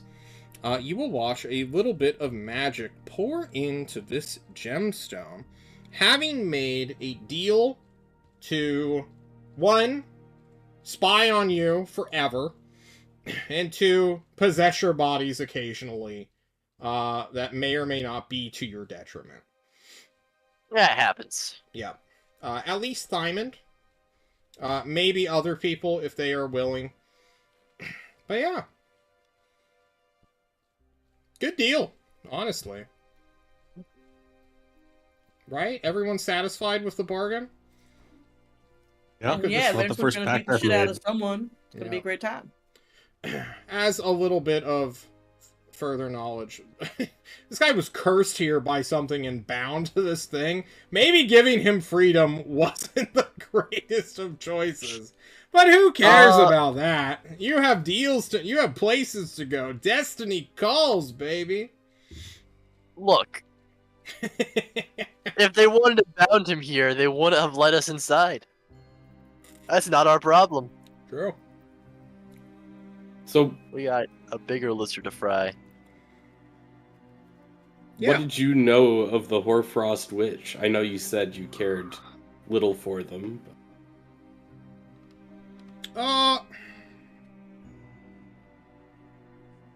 He thinks back. It's been so long. Was she really even that rememberable? You know, what I liked most about her, and why I accepted the deal in the first place with her, was that she honestly just had that, like, malice, you know? That genuine, like, hatred of a thing that I could just get behind. I lived in a very peaceful time. You know, gods were walking around, everyone was having a good time. And, then it went to the bad times. But I died before the really bad times, you know what I mean? And then, this girl, her team, shows up. They start making demands of me, and I'm like, I'm not fucking dealing with no demands. And she's just like, literally, the only one of her team who's like, oh, maybe let's not kill the CR-16 undead abomination. She called out instead, hey! I'm on a quest from God. Help me out. And I'm like, oh. Shit, really? And she shows off the spell code, and I'm like, oh. Her team was confused, and she's just like, nah, this shit's a weak sauce. I don't want to raid this stupid dungeon that we've been getting killed in.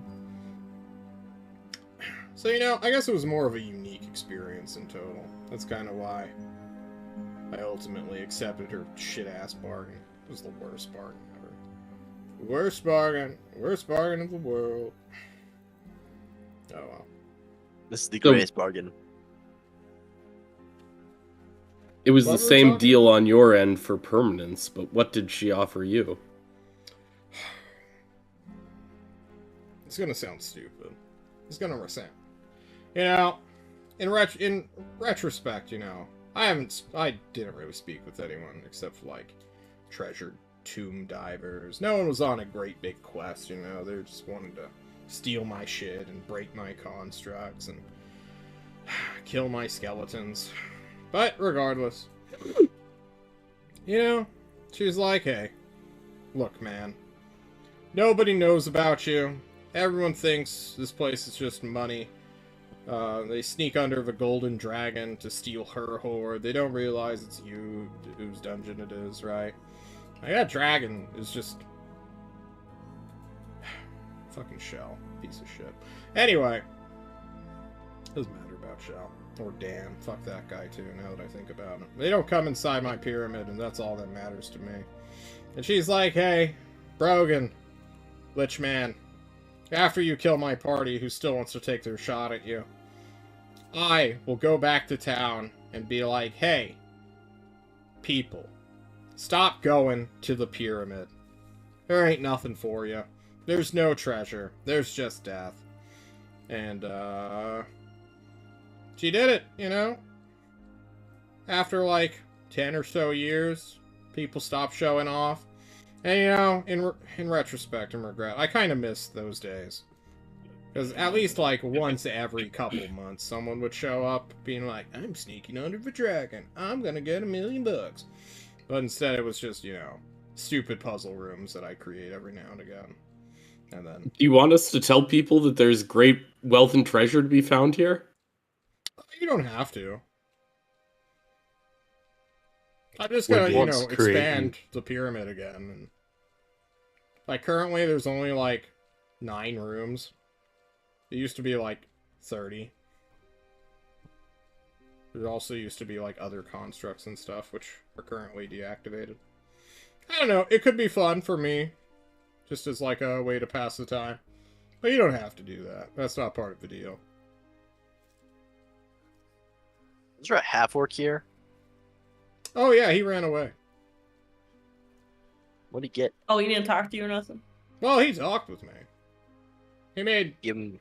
He gave, like, a half-ass deal.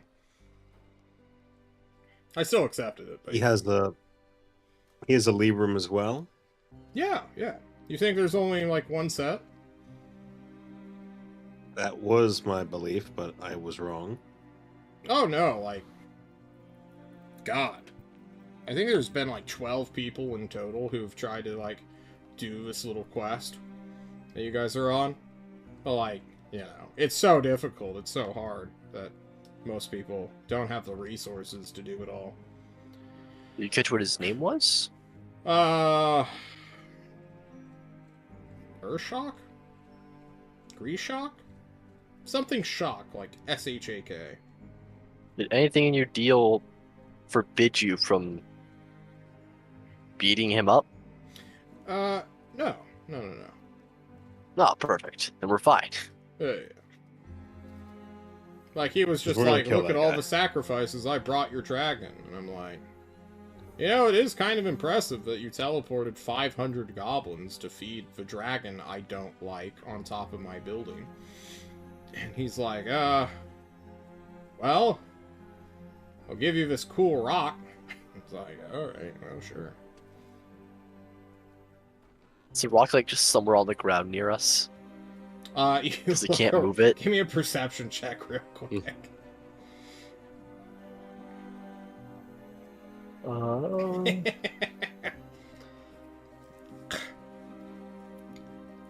Dysum, apparently. Oh, we're back. We're back. Dysum's Wrong back, game. baby. Thyman, do you see that sort of like sitting on just a crappy little pedestal is this like oblong rock that's about as big as my face? That's just sitting. If you want, you can give me a history check with double your proficiency for your stone cunning, I believe it's called. Yeah, we can. Ooh, double my proficiency. 2 times 0. What? Whoop. Doesn't matter. Still don't know anything about rocks. Go rock. It's not a gemstone. It looks like really dense, like sediment. Who knows? Who knows what it is? Yeah, he gave me that. He said it's like super hard to get, and I just sort of took him at his word. I don't know what it is. I'm not a rock guy. You're not a rock guy? It's a shameful, actually, for you to say that as a dwarf. I what it work is? with I haven't had it metals. appraised, obviously. Ozark will do a stone sense. If you roll that one as well, I will cackle like an evil being. When I'm rolling history. Yeah, it's that plus your proficiency twice. I'm not proficient I at think. that. I don't know what stone cunning is, actually. Someone click Yeah. stone cunning. It's on your sheet, right? Yeah, I can find it. Stone cunning. That's a lot of words up there. You are Whatever you make considered it. proficient and add double your proficiency bonus. So the nat Okay. one doesn't matter, but go ahead and check history and then double your proficiency, I guess. So it'd be +6 to this. Okay, 24. Osric. I guess my question to you is, how do you know what bedrock looks like? I know what? How do you know what bedrock looks like? This is like, What bedrock looks like? yeah, this is like the deepest Ozark stone has you been can go. alive for a very long time.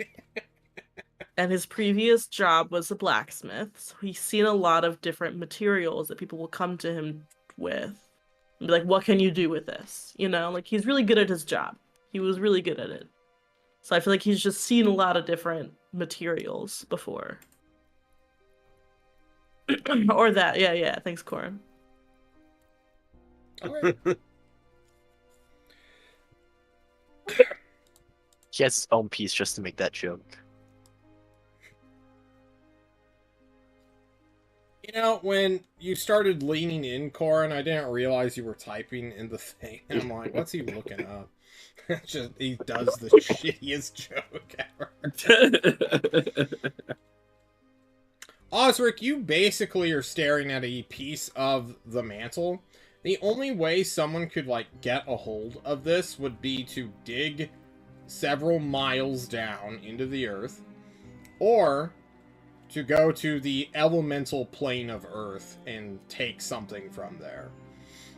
So, although this is, like, entirely mundane and non-magical, it is kind of impressive that someone took a chunk of, like, the deepest stone you could possibly get, and then gave it to this guy.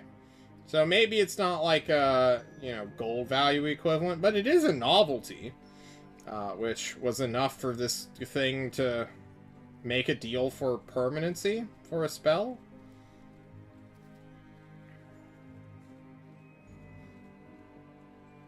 Yeah, it's an interesting rock. Yeah. That's what I thought. Just tell me that got scammed. You got scammed for sure. Yeah. Yeah, there's not We'll much, get that guy back for value you. to the rock, but Alright. it is Well, interesting in a historical sense. Hey, I'll let you kick him in the nuts with my body. Here, wait, no, just take the rock with you. Bash his head in with it. No, of course. You know, Gentleman's what agreement. is a brick if not just a rock reshaped? It's always useful to have a pocket brick. Well, actually, Osric explains what ceramics are. It's just like, I've never heard of a ceramic. I cut everything out of stone. If you guys think I got scammed, I'll take your word on it. I'm actually not too invested. But yeah, there's I think 12 of these little, and he gestures to Librum combining things. People show up every now and again with like their little 1 gemstones, and then they either add them to the Librum or, you know, get it lost somewhere. You know how making magical items goes, especially a 5-part one. Or however many parts this is. It's 1 Librum and 4 separate spell codes, so, you know.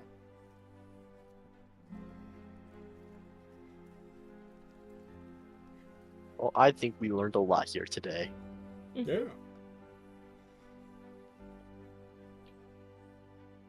take your little buddy Vishy with us. Yeah, they should go with him. And the, like, scarab looks at it, and even those things a construct, like, there has to be some sort of, like, self-preservation protocol it's following, as it just turns to Osric and then stays stationary, like, don't send me out. Don't let me leave, please, no, don't do this to me, Brogan. But whatever sort of, like, miniature false sentience this thing has will do what its master commands. And will go to Thyman because he was the one who made this deal. And then he'll just burrow into your flesh like a clamp-on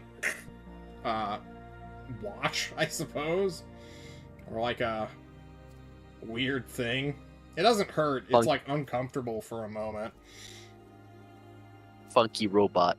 Yeah, it's got a little, it's a little funky robot. That's what all golems are, really. Anything else before you guys leave? It sounds like you don't want to stay in my pyramid for the rest of your lives, so. If it sounds like that, that is the truth. Yeah, We're busy. We gotta find some Yeah, more we spell gotta- codes. Finish this spell code and, you know, Kill a half orc. Also, I gotta manifest fulfill their your deal. destiny. I gotta Yeah, bring yeah, on yeah, whimsical adventures. Alright, well, I guess I'll be watching. And he, like, snaps his finger at the greater projection, and just suddenly you are in a weird reverse image of your own room. Just through the perspective of the construct now. So, like, 90% of the projection is just Thyman's, like, bicep. Or it's clamped onto. Pretty cool. Finesse bicep. Yeah. Flex, flex. You have a Thyman cam. I like it. Just, Yeah, yeah.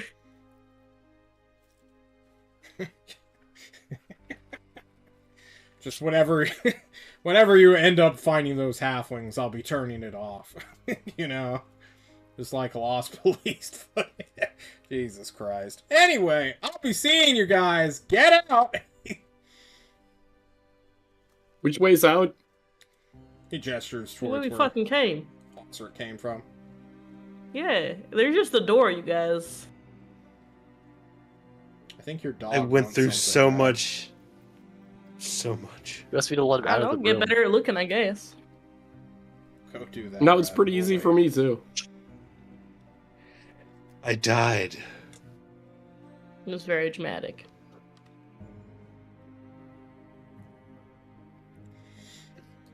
I guess we F off. Yeah. Rogan's turf.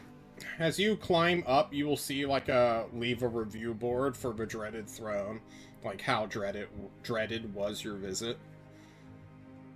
Would any of you like to leave a review? 5 thrones. Uber dreaded. Terrifying. One throne. If I Are you wasn't already convenient? missing an eye, I'd be missing an eye. Do not recommend.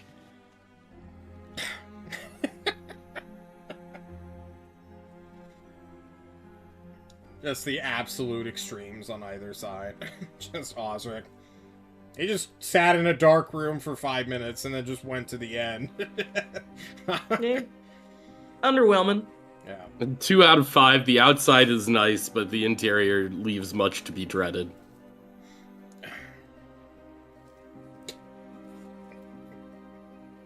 You scroll up and see another review by Shock. A fucking orc is just like, 5 out of 5. I lost 505 people to this place.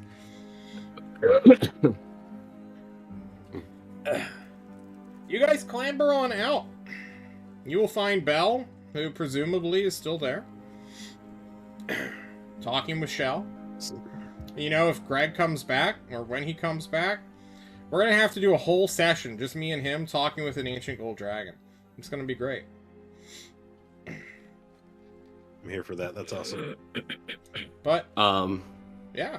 What do you guys do as you stare down, or stare up at the ancient gold dragon? I will say, Shell, if someone comes back with a bunch of goblins, I have just the knife for you. Oh. And I will offer Shell my magic knife of goblin slaying. She will take it. Interesting. It's a steak knife that has killed several hundred goblins. Someone went to extreme efforts to make this knife. Are you sure Very you interesting, wish to give isn't it to me? It could be of great importance in your future quest. I think I'm okay giving it to you. I understand. I would- accept this tribute. I would ask you to consider one more time the plight of the people of the town of Ren Ar. Is that an Abe or is that an Renabal. Renabal. You And could go burn them down if that's what you wish, Jonal. I will tell all the world you wish for me to visit Renabal, and whatever consequence comes from that will be your responsibility. I think he meant the What- Valley of Forgotten Kings. Yeah. Or in I- a ball. I ask not you to necessarily go to war, but if there's any way you could put a heavy claw on the balance in favor of our survival.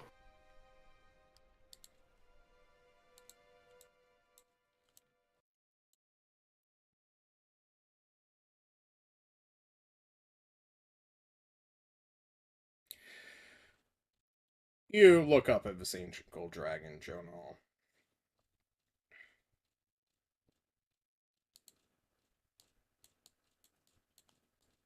You can make me an insight check right now, if you would like.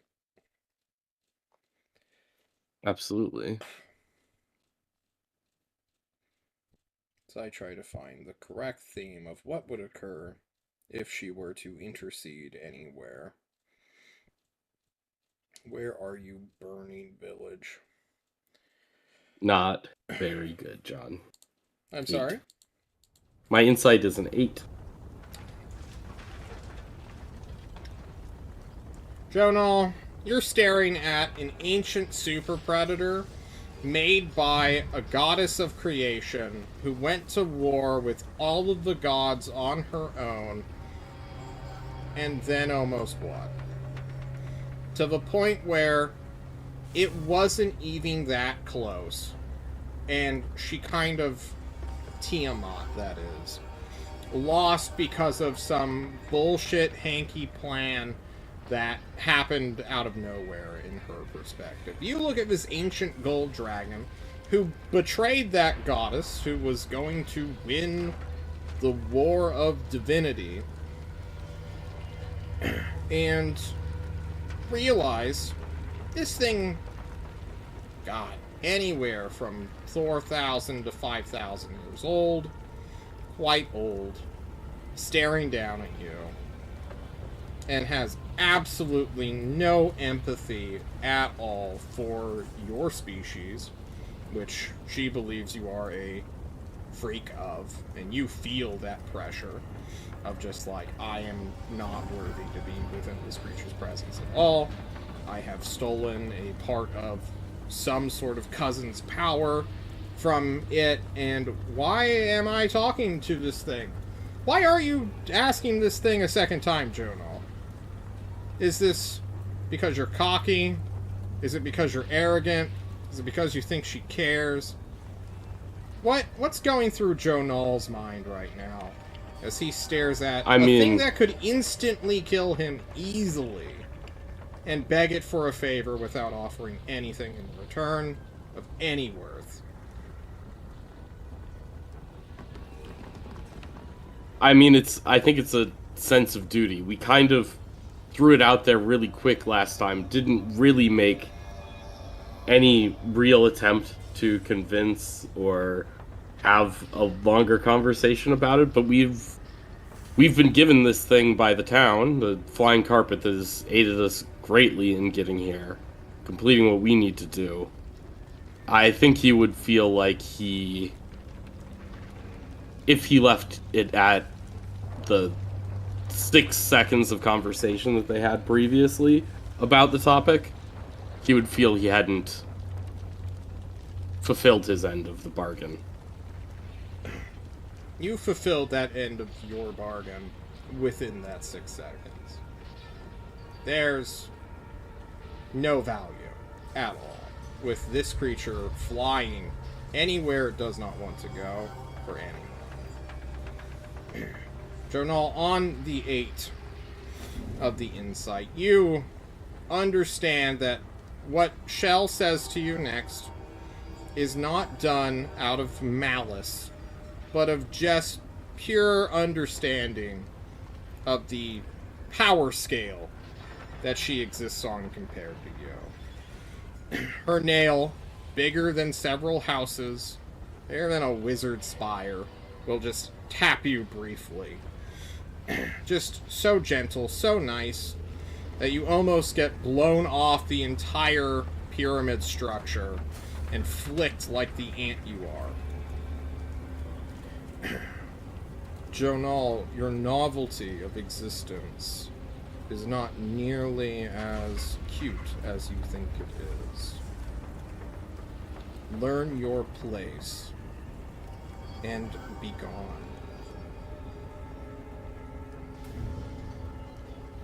As you wish.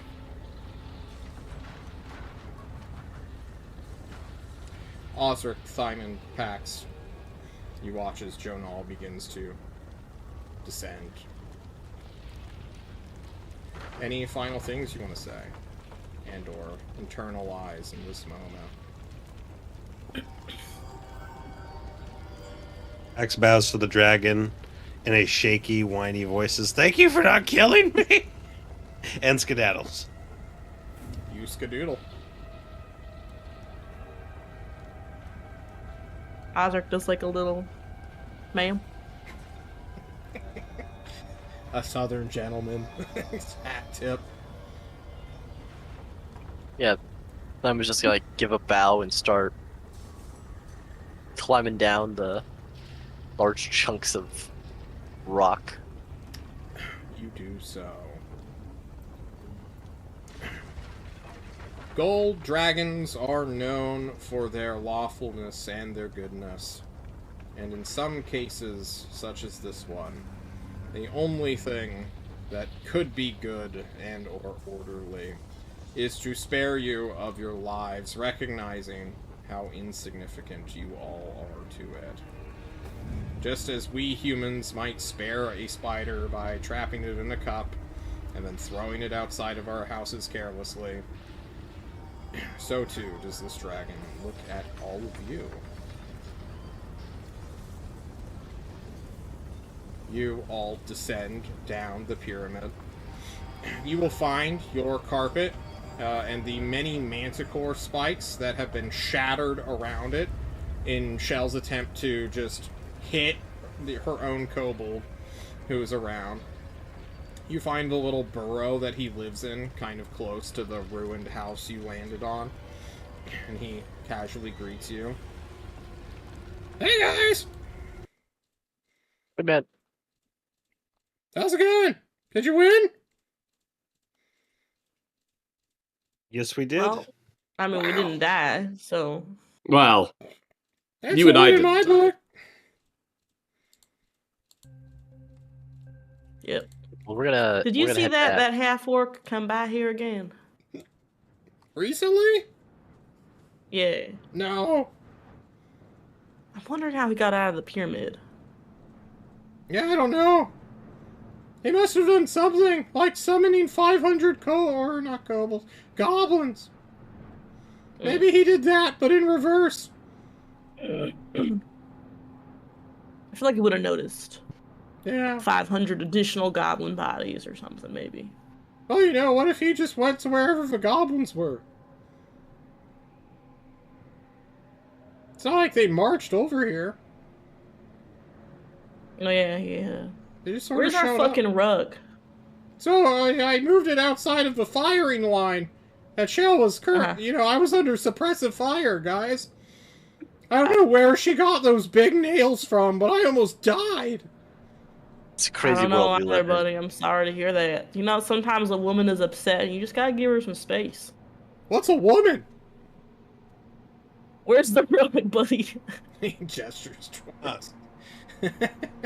Actually, Pax will walk up to Osric and say, "You know, we could take him back to the city as an emissary of Shell of the Seven Rivers, and just infest him onto the judges and the suzerain."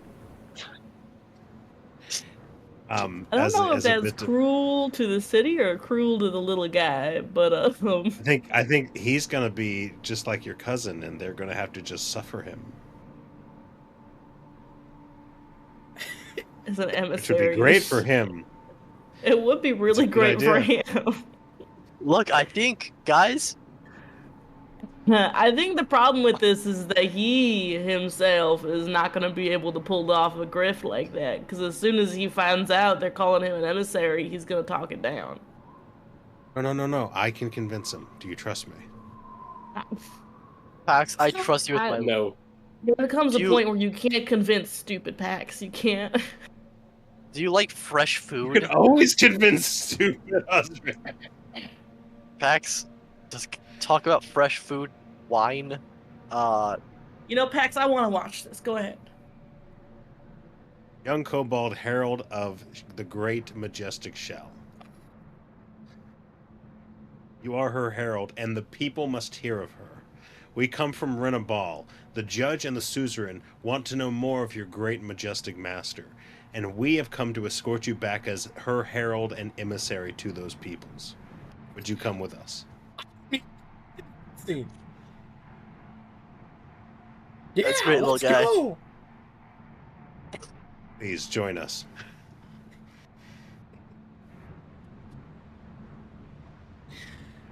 Oh no. We are entering the darkest timeline, guys.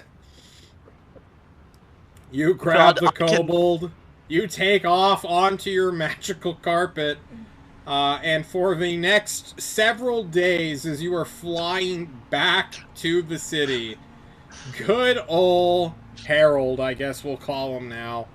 That's a name. I've used that name before. It's fine. You will deliver Harold to Ren a ball. I owe you a random encounter check. I'm going to do that. I was gonna like look into my Can I little. assume I get a short rest before then so I can roll hit dice? I like talking to my little camcorder now that's recording everything. Like, Lord, bro, you seeing this? There's no way this ends well. You're on your punked camera, you know, just like, hey, we're giving kobold to a bunch of fucking government agents. You guys are Hellions.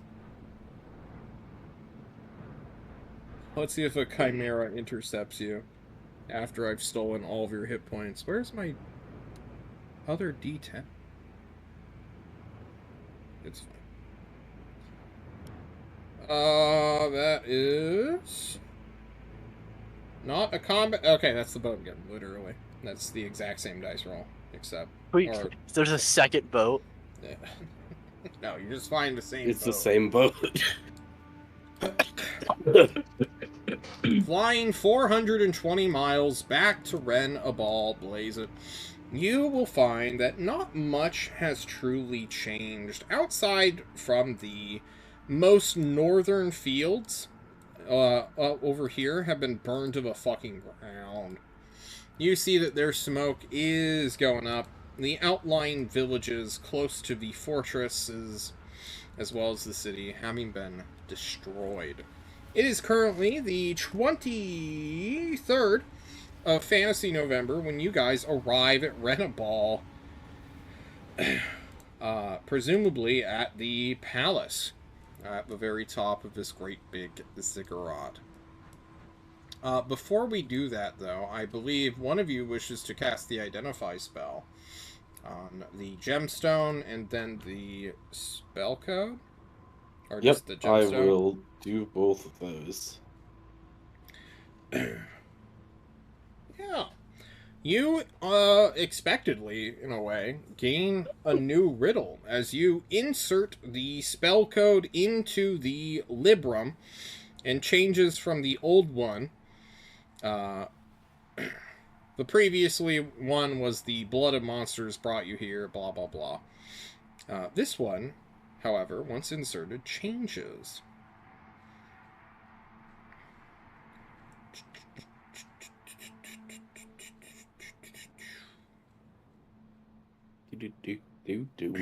This is the Phantom Lord. There we go. Alright. I will copy, paste. I will do it into the chat first. And I'll just leave it there in Game Watcher. Someone can read that out. I think that's just Null's job. Just tasked him with being the riddle master. Hold on. Need enough riddles, okay. Janal can take this one. Alright.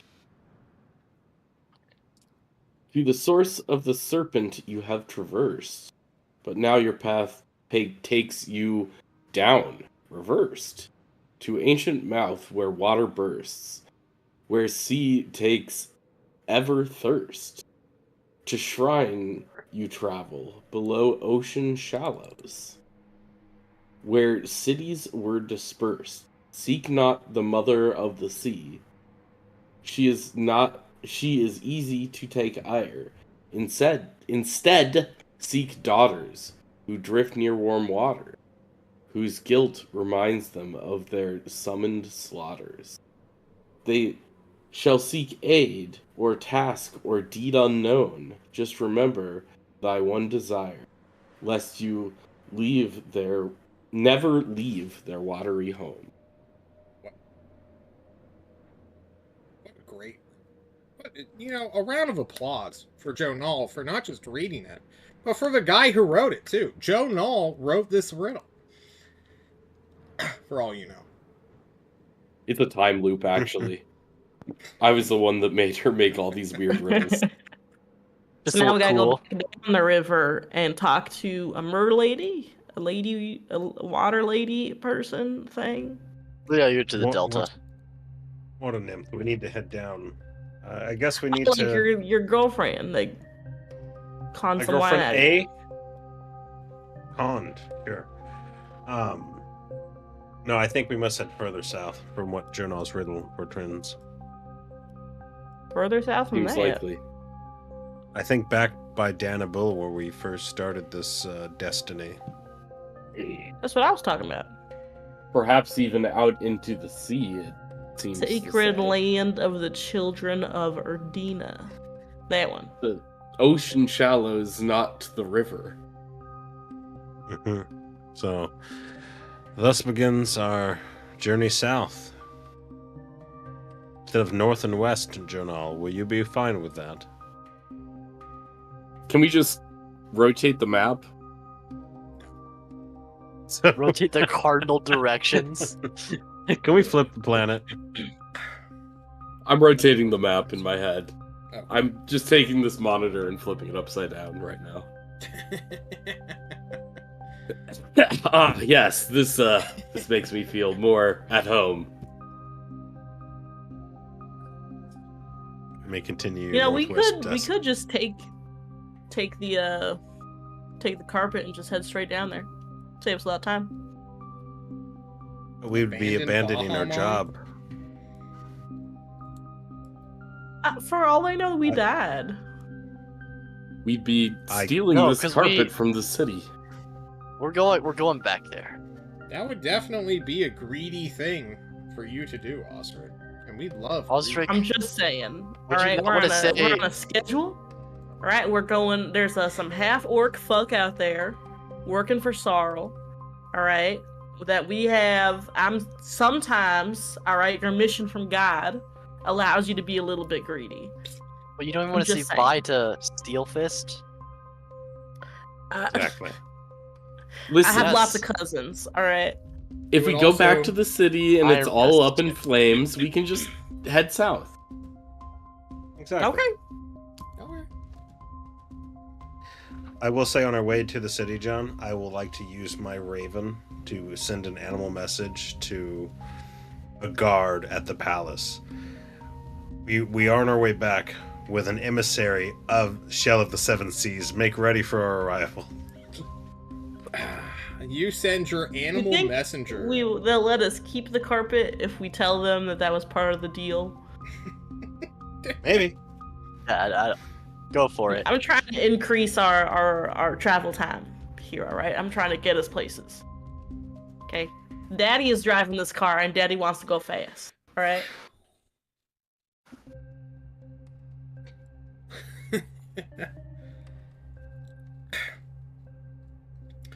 You will first use this silvered raven statuette to hurl it into the sky.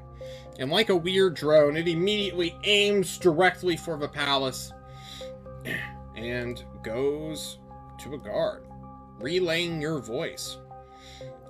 By the time you all make it to rent a ball, you will notice that many of the anti-air defense systems, basically Scorpion, Siege Ballista, these team or man portable weapons can be planted on top of the rooftops in the tiered city to effectively turn the great big ziggurat into many multiple fields of fire. You're quickly understanding that the reason why these ziggurats are so prevalent in this city is because they double as more or less an anti-air bunker against dragons. Less for their, or maybe not less for, but definitely part of the reason they exist compared to just religious purposes. These tiered cities, making sure that they can't, the dragons specifically cannot pick off too much of a town without endangering themselves. Aside from that, you all will land being somewhat tracked by several ballista, land within the garden where there is a full-blown procession. The little kobold who's been sitting in Pax's lap for the most part. Pax, you've just been feeding it extra rations that you all have had on hand. Just like, And yes, sweet food. And honeyed words on its job once it gets to the city. Yes. How much have you, like, manipulated this thing? I want this thing to be the next Coat and Steel Fist. I don't know if you want it to be, honestly. But that's what you said, and thus it will. He will hop off and arrogantly, truly, as though he has any sort of authority or honestly just any sort of anything. This guy is literally flying by the seat of his pants right now as he hops off and it says, I am the herald of Shell of the Seven Rivers, the golden scale tyrant who throws basilisk spines as if they are playthings. She who sits upon the golden dreaded throne. Kind of mixing the messages that you've been telling him to say, Pax, in confusion. She demands tribute. As this gold-scaled kobold, a very rare metallic kobold, will call out to the peoples of this place. Many of the government magistrates, the suzerain, the judges who run things are like wide-eyed at like the significance of Shell sending back a diplomat for further negotiations. This deception is going to be something, Pax. Hopefully the shoe never drops as it's no. I don't know if you want to stay with little Harold here as he begins to negotiate a scam diplomacy. But what would you guys like to do? I got some shoes to go pick up. I mean, it's great for them to have their diplomat now, but I have some shoes. Go get your hydro other shoes. Or can Osric just like roll it up and throw over his shoulder as though it's his?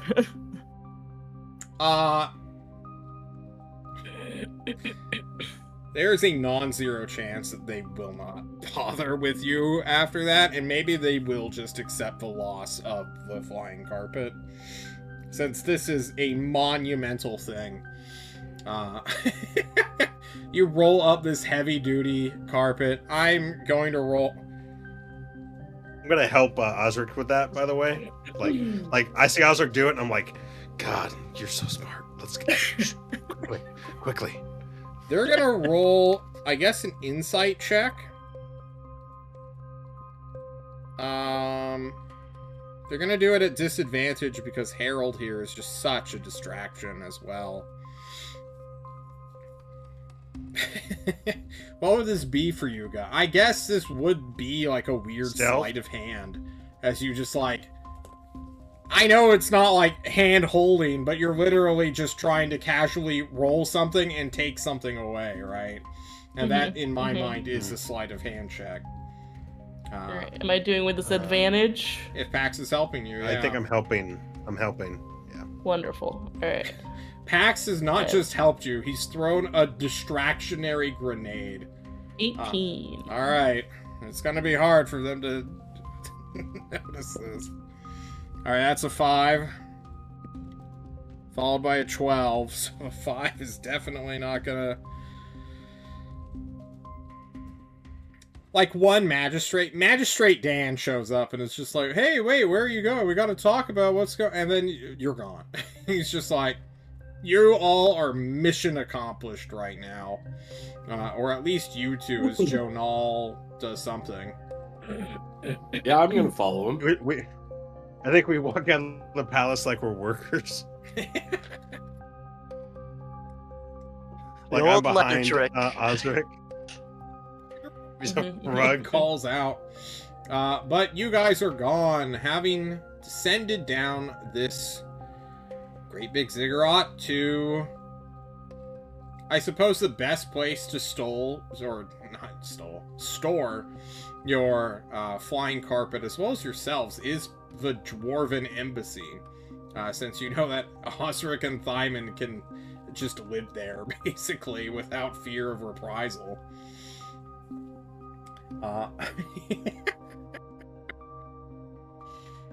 I'm like, finally meet back up with you guys, like, do you guys actually steal the carpet? It was a gift for all our hard work. You'll see No one asked Bahamut's- for it back. Yeah. You'll see Bahamut's caravan to a nearby inn close to the embassy as well. Just wanted to throw that in there in case we've forgotten our good old caravaner. But you're We're here gonna now. have to say goodbye to him because we're going back south again. He can come with us. He can come We're with on a us. timeline here, buddy. We got competition We are- now. We we are can't quite just literally- leisurely make our way up and down the coast We are like quite we're literally on not some on sort a of Sunday timeline. walk. We have to go. I'm not arguing with you about this time, and I'm just saying facts, okay? I could also, with one swing of my axe, destroy this carpet. I'm just saying this is a negotiating table. This is not a negotiating table. I think if the rest of the party says we gotta go, we gotta go. I'm glad that you like Baja Man, but we cannot be held down by a slow-moving caravan when we got competition to literally save the world. I'm glad you are finally all the way bought into this. Oh, Quest. I'm on a mission from my god, alright, Janal? I'm gonna. I know, it seemed like sometimes you had your doubts. Was on there our any destiny. reward for the guy, Sleazy Dan? Sleazy Dan.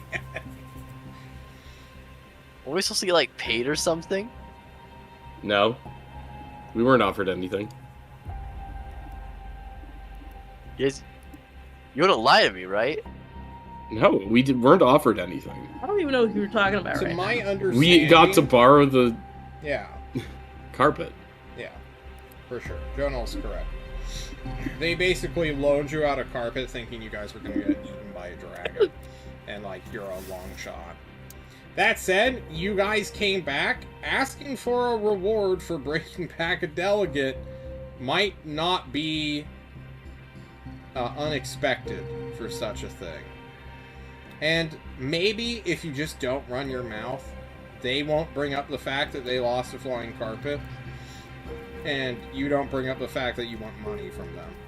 So maybe it's a fair Yeah. trade and they'll just shut the fuck up and just let Okay. you all be. Or they're gonna find out quickly that this guy is just a random kobold. I've coached this guy for 6 days. He is prepared to grant me at least a couple days of distraction. Just I enough gotta to get say, out. guys, this is. I've taught him confusing diplomatic terms that Pax doesn't even understand, like parlay. He knows.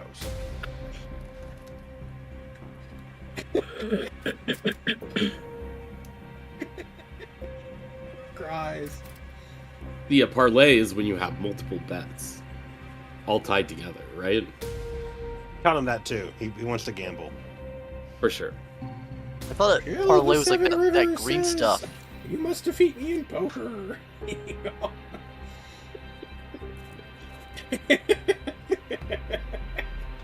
I think we go brag about our excellent adventure to Steelfist and then go meet up with Bahamut. I mean, Yeah. we obviously have to go to the bar with Steel Fists, and I am going to be telling everyone about how much gold and wealth was in that pyramid. You catching this, little robot? What a wild day. Absolutely. It lets me play myself up while talking about or helping someone else. Like, this is perfect. This is what we do. You guys will spend several hours engaging with Steelfist and the patrons, who are mostly adventurers, because this city is currently under siege and mercenaries are in high demand. You will meet Bahamron there as well, obviously. It's the nearby bar to the embassy where they're staying. And he will just question and amplify the story of, like, my guards are the best adventurers in the world. They talk with ancient dragons. They go into a lich's lair and get magical items. They didn't bring back any gold, but they say there's gold. He cries out. Look at the watch. It's worth 10 times anything. When I could've you gotten show there. off a second age construct latched to your arm that does not seem to be doing anything aside from just spectating people, everyone loses their mind. They're like, this guy got a construct familiar? That's insane. That's crazy. And Thymond, you see a halfling and immediately fail a saving throw and just start a bar fight right there. It's like you're having an outer body experience as just a halfling shows up. Who wants to play cards? And you just vault the table and kick him. You kick him down. Nobody knows why. On the counter, bar fight. Cards get involved later, and then they're just like, what happened? Who started it? No one rats out Thymond, because honestly, it was epic and immediate. And what adventurer can't respect that? Also, there's an adventurer code. You don't rat out other parties to fucking guards. That's bullshit. Oh. Even if I had a choice to save, I would choose to fail it every day of the week. I would have just like, yep, that happens. Yeah, I've Once already he's paid back back to my himself. debt. Once he's back to himself, we're like, Lord Bro, that was cool as hell to his bracelet. It's just fun. He's just fuck, bro. On site.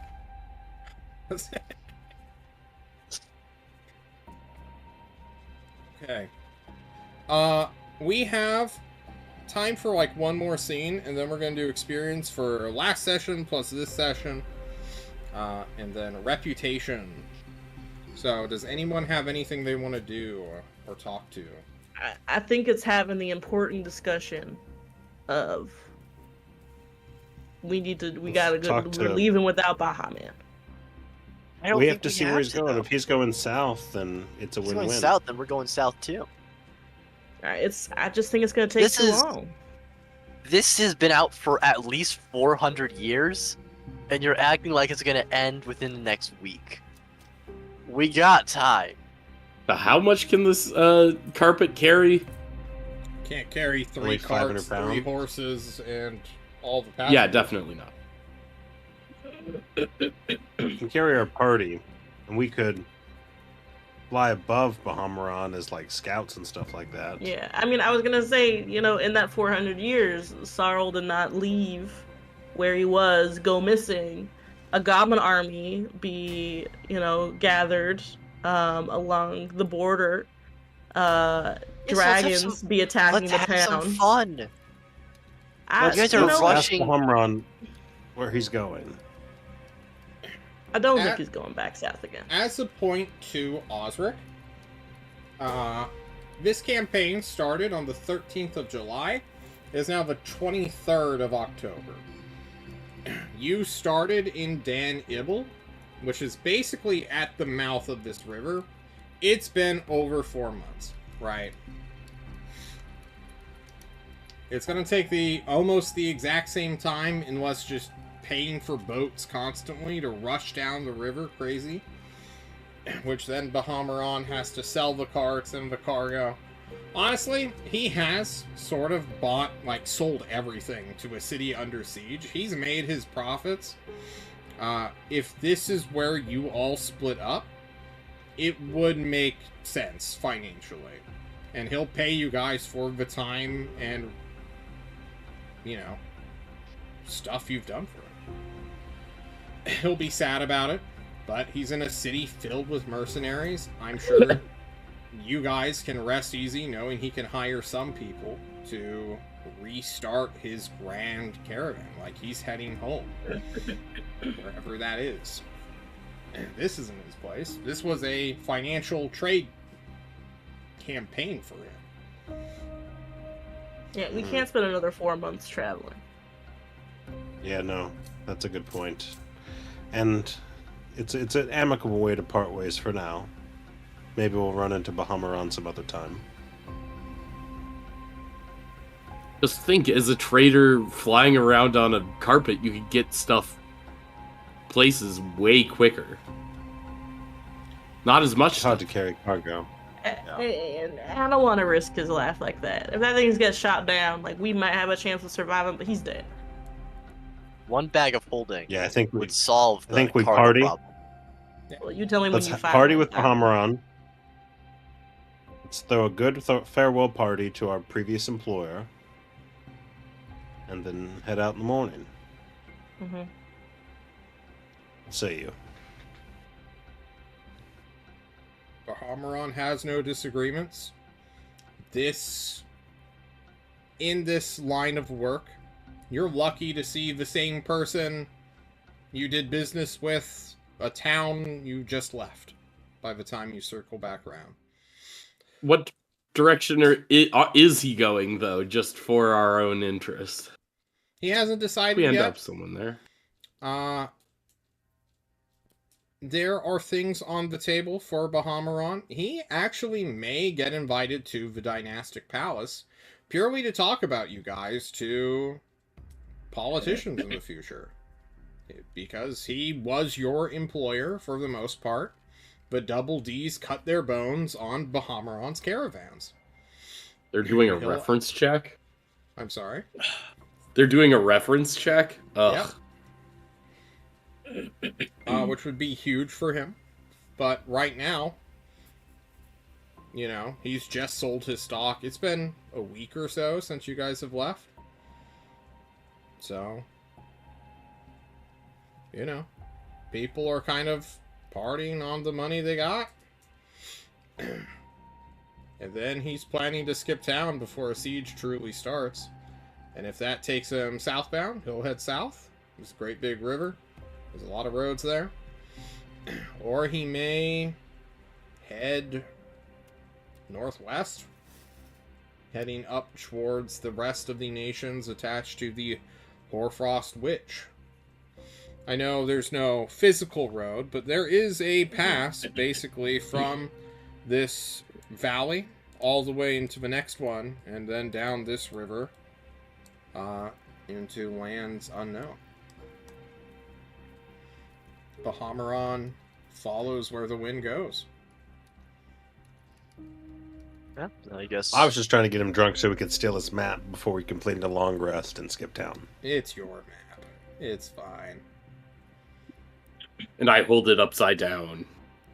That way you can go north, east, And west. He'll shake hands with Osric, who's been with him for years. Thyman, slightly less. Jonal, the youngest member, who's only been with the caravan for a few months. He will thank you all for your time. And of course, Pax. Pax was one of the very first people who stuck around on a previous cycle when he was just some no-name archer just struggling to survive. Pax, you remember Bahammaron finding you in the desert while he was heading south from the Grana region. It's a tearful A goodbye. heartfelt, Pax yeah, says. a heartfelt goodbye. To It's an old friend. awkwardly long hug. I have to keep his hands up. Never forget June, he tells you. Always head in straight lines. Always head in straight lines and never work after 9. It's true. That way, even if our lives run parallel to each other, we'll still see each other on the few cases where it's On perpendicular. I'll tell your The great grandchildren unwavering how cool path. you were. Never speak with my great-grandchildren again. Unless you Too get late. them cool shoes. He knows your shoes. Nice shoes, by the way. Check out my fly kicks. You know, you got fucking hydro leather boots, and then you just immediately bloodied them on a... The way it meant to be. True. I mean, I would have it no It was other a way. true christening, yes. Who would like to get money, reputation, and experience points? You Okay. deserve it. Yes. Everyone but deserve him. it. There's I wanna definitely see some how much greed money points. he made with all of your trade deals and successes. And although you guys aren't, consider it a bonus for all the security you pulled that we never really went over. In the future, you're going to have to track your food, though. Be aware of that, guys. I hope someone's ready for some real treachery time. We might need a party sheet. Oh, man. We need a bag of holding. Yeah, good luck finding one of those. You should make us one, Monster Maker. I don't think you understand what my job here is. I don't know magic. I just beat the living hell out of any creature that I think might be magical in hopes of imbuing it into my weapons. Cool. So kill a bunch of magical things, make a pouch, and then keep shoving things into it. That's how it works, right? Name one magical thing. My bow. Can't kill that. Who do you know in this room right now? Point I them mean, out. Osric's clearly magical. Like, he should have been dead a long time ago. Look at him. Hey, There's some strange demonic constitution to him. I am on a mission from God. See? He's clearly crazy. We get a portable hole and put it on top of a flying carpet. Does it just like soft reset the universe? Let's do reputation first. There's definitely some greed to be given out right now. There's no. What? What do you mean? And I don't know if it's supposed to go to Osric or if it's supposed to go to Pax, but one of you have to fess up and take it for... Do I get cruelty from my work with the Herald? That would Seeing be how great. malicious you were. You have set him up for failure. Yeah, take a point of cruelty for sure. Everyone gets a point of reliability. Please add that to your characters. I'm such a reliable man. And I will grab Belle and give her one as well. Hopefully we get to see. Do we get any Greg cohesion for how well we navigated that maze? Hell no. I intentionally split you up so you wouldn't. So no. Yeah, but I found my way back to Pax very quickly. That was by sheer random chance of you navigating. That's I was laughing so hard because it's just like, yep, there he goes. He's gonna find them right then and there. Yeah, and if that's not cohesive, I don't know what is. It's not. You don't know what it is. Unfortunately. Yes, take a point of cruelty for setting up this poor innocent kobold to fail. What are you at for cruelty now? I set him. I'm at 3, but I set him up for success. He's gonna have a way better life here than he would ever have back in the ruins. Yeah, until they find out he's full of shit and they just kill him immediately. He's a monster, bro. He's donezo. He's gone. But hopefully he can escape. But Yeah. that's his problem. We will do the Herald adventure some other time. Next campaign. Literal vermin. That's my escaping backup character, humanity. John. That's my backup character. You can't kill him. Oh, do it. Some drop frames. Yeah, I want someone to have greed, and I think it is going to be Osric. Osric, you're a greedy boy. You wanted that flying carpet. And honestly, Yeah. why wouldn't you? Practically speaking, hell, even John would be a greedy boy. I've been trapped on a fucking bandwagon for years, and now I can just fly down this river in a tenth of the time it took me to get here? Hell yeah. Osric, go ahead and I take am on a mission from God. God put this rug underneath your feet. You commanded it. You piloted it. Dwarven what's your gods greed at? appreciate ingenuity. You know? True. My greed is at 3. My reliability is at 5. Ooh. Does anyone else have 5 reliability? I have more than 5 reliability. Yeah, we're all at 5 or above it now, I think. Very good. Belle's at 3, to be fair, but I don't blame her for that. Does Thyman get charity for sacrificing his fapping hand to a camera to a lich? Say that again? I don't want to say that again. Does he get Yeah, does he get charity for attaching a camera to his arm for a lich?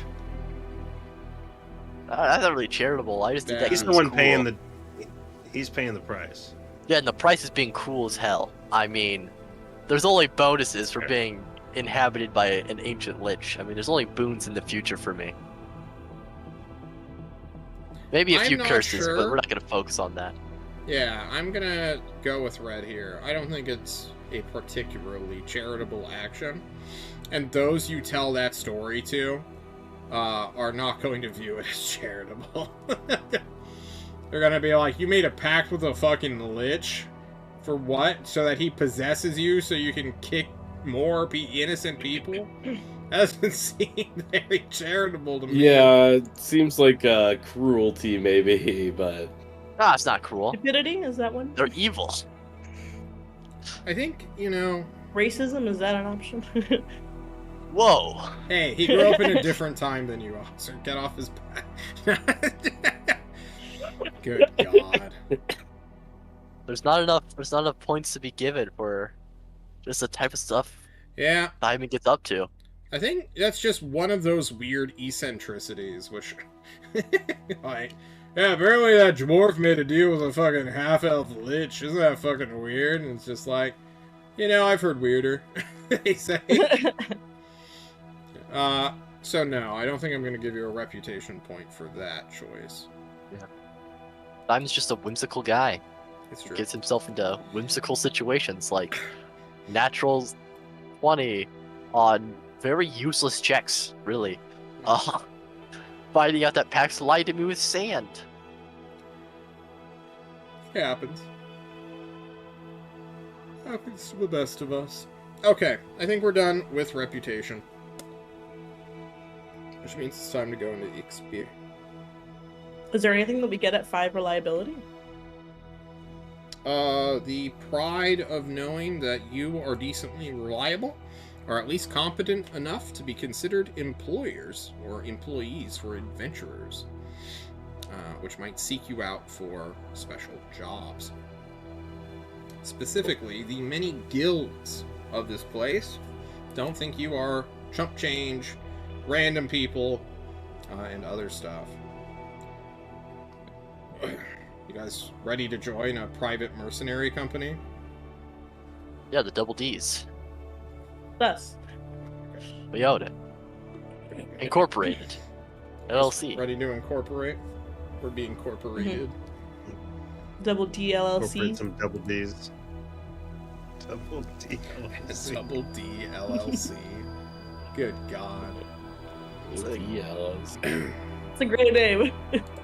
Okay, Rolls off Bahama the top. Bumbo. Bahama Rumbo. As your bonus, it's not going to be the ultra big bonus, but he has made quite a few good deals along this river. You guys have kept him safe for the most part. You did not needlessly put him in danger, and also you guys have been pretty reliable, just in general, to him specifically. So he is going to give you all a bonus of 73 gold. Which, you know, it might not be a lot for adventurers who want hundreds and hundreds, but for small-time guys, when he picked you up at level 1, you know, it's pretty good. And is that Is it in 70 total gold? a lot of 70 Yeah. That is each, yes. Yeah. You are paid out individually. I believe that's how you've been doing it, right? Yeah. Okay. Then yes. If we had a party fund, it would be drained very quickly. What? How? Someone likes to give all their Because- money away. Some of us like to gamble. I mean, Do you- the funds would go away real quickly. Okay. Let us do experience. We might not have had much combat, but we sure as shit did some life-changing encounters in these couple sessions. Who would like to talk about their life-changing / character development encounter here? Give us some. I have a permanent construct living inside of my wrist that I got It's for not killing in. myself. It's on, alright? You said it embedded itself into my flesh. Yeah, you know, just squeeze. You know, like a hair scrunchie? It's basically doing that if you put it on your arm. I thought it just like Which we've all drilled done. in there, and it's just like there now. No, It's just a it- part of my arm. It can move.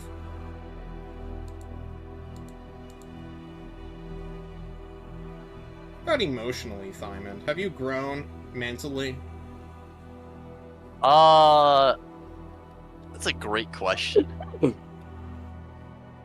I know Simon's on a winning streak of having no need to grow as a person because he just keeps winning. So clearly he's on the correct path if he can just make cool things. Which, to be fair, he made his first cool thing recently. That was a growing experience.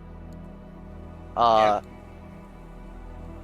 did make the leap of faith and was really considering the fact that I was just gonna die right there. But you know what? Did it anyways. That was the growing experience. Got cool shoes. That's cool. I made a stylistic decision with my character finally, John. Got a cool axe, cool shoes. Got a construct in my arm. And I just beat the shit out of people for the fun. You sure did. Who wants to go next? As I'm doing some math. I Let's say think that pack. Go ahead, Osric. Corey made a good point earlier, and that like Osric was not really taking this mission very seriously. At the very beginning, and I think it's because Osric did not have direction on what to do. You know, he had this mission, you know, but it was like a vague, you know, kind of like something in the background. It was like, I'll kill a dragon. I'll kill dragons. You know, I'll do it when I run into them. You know, like I'll do this thing. But he didn't have like a whole plan or anything, especially when the whole thing with Sarl happened. So meeting Janal, I think, actually has helped Osric be better at doing the thing that he literally threw his entire life away for. And recently he's started taking that a lot more seriously. So I don't disagree. I think Osric...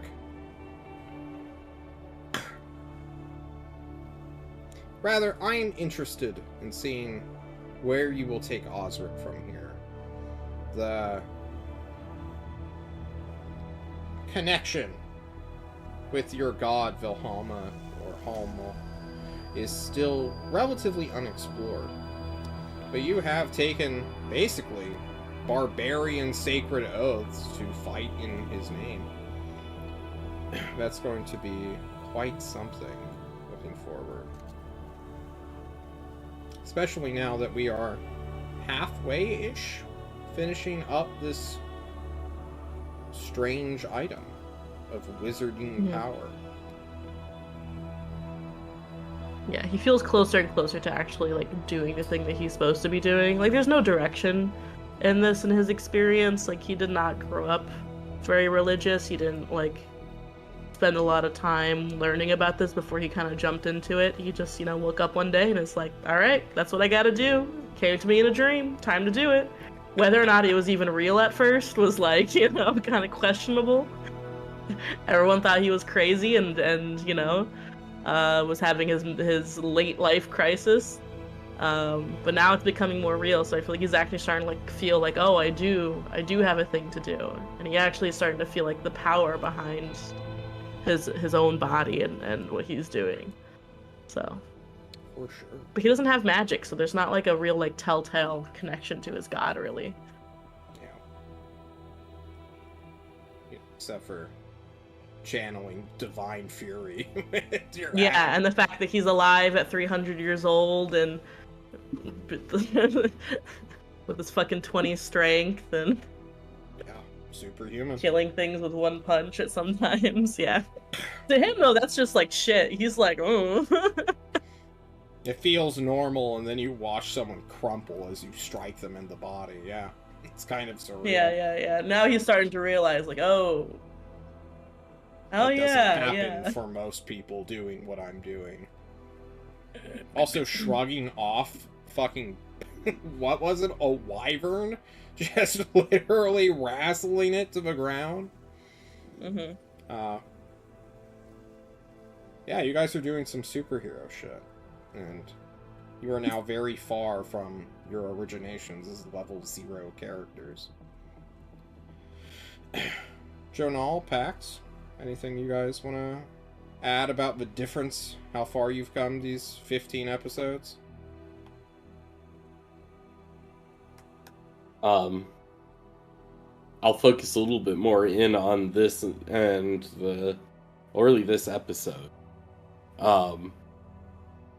It was interesting to learn that this Hoarfrost witch that I am on a quest given by was herself on a quest she believed to be given by a god, according to our dear friend there.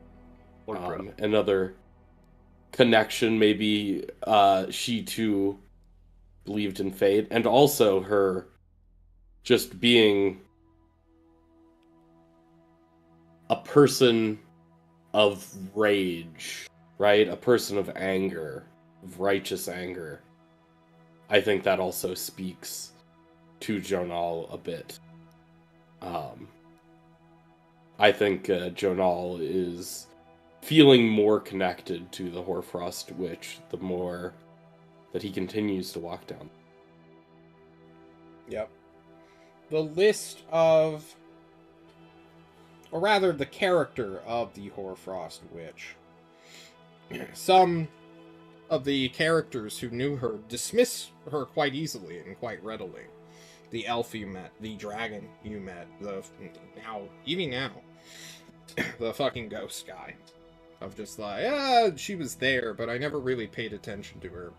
But for the common man, for level 0 Jonal, who grew up hearing about her, who an entire United Nations is named after her efforts, she's this fucking great hero of very powerful magics. And you're just, I guess, noticing the dissonance that, like, these ancient people have, not realizing just how important this character truly is. And the rage of the times before the life you're living in could have been a lot worse, right? You all are from multi-groups. Grana did not used to be a part of this dynastic empire. The dwarves stayed in their caves, their caverns, their underground cities, and fought in an isolated war for survival. Demons did not used to be so present, but when they showed up, they were resisted so easily because everyone was already used to fighting Sarl, the Insatiable. And together, you all have made this multinational group of adventurers who have the freedom to travel around the world, not being smoked by dragons, which must be nice. And the people who have always had that privilege do not seem to recognize just how important that is in modern day.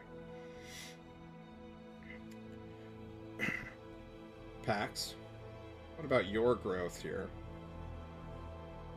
It's not. Growth is a strong word. Since his vision of clarity after the dragon attack, of his purpose, his fears. He the first several episodes he was mortally afraid of everything. And his actions would reflect that in several of those cases. Since his moment of clarity from his patron, if you will, if you recognize that in the last 2 episodes, it's hard. His mortal fears and cares are almost like slipshod and falling away. He's done many things that he never would have previously done. His morals are more. What you call it? Morals? His cautions are more fleeting, and he's doing things almost at a whim. So I wouldn't call it growth. I'd call it change, which is the same thing, I suppose. For better or worse, he's not thinking like a normal human anymore.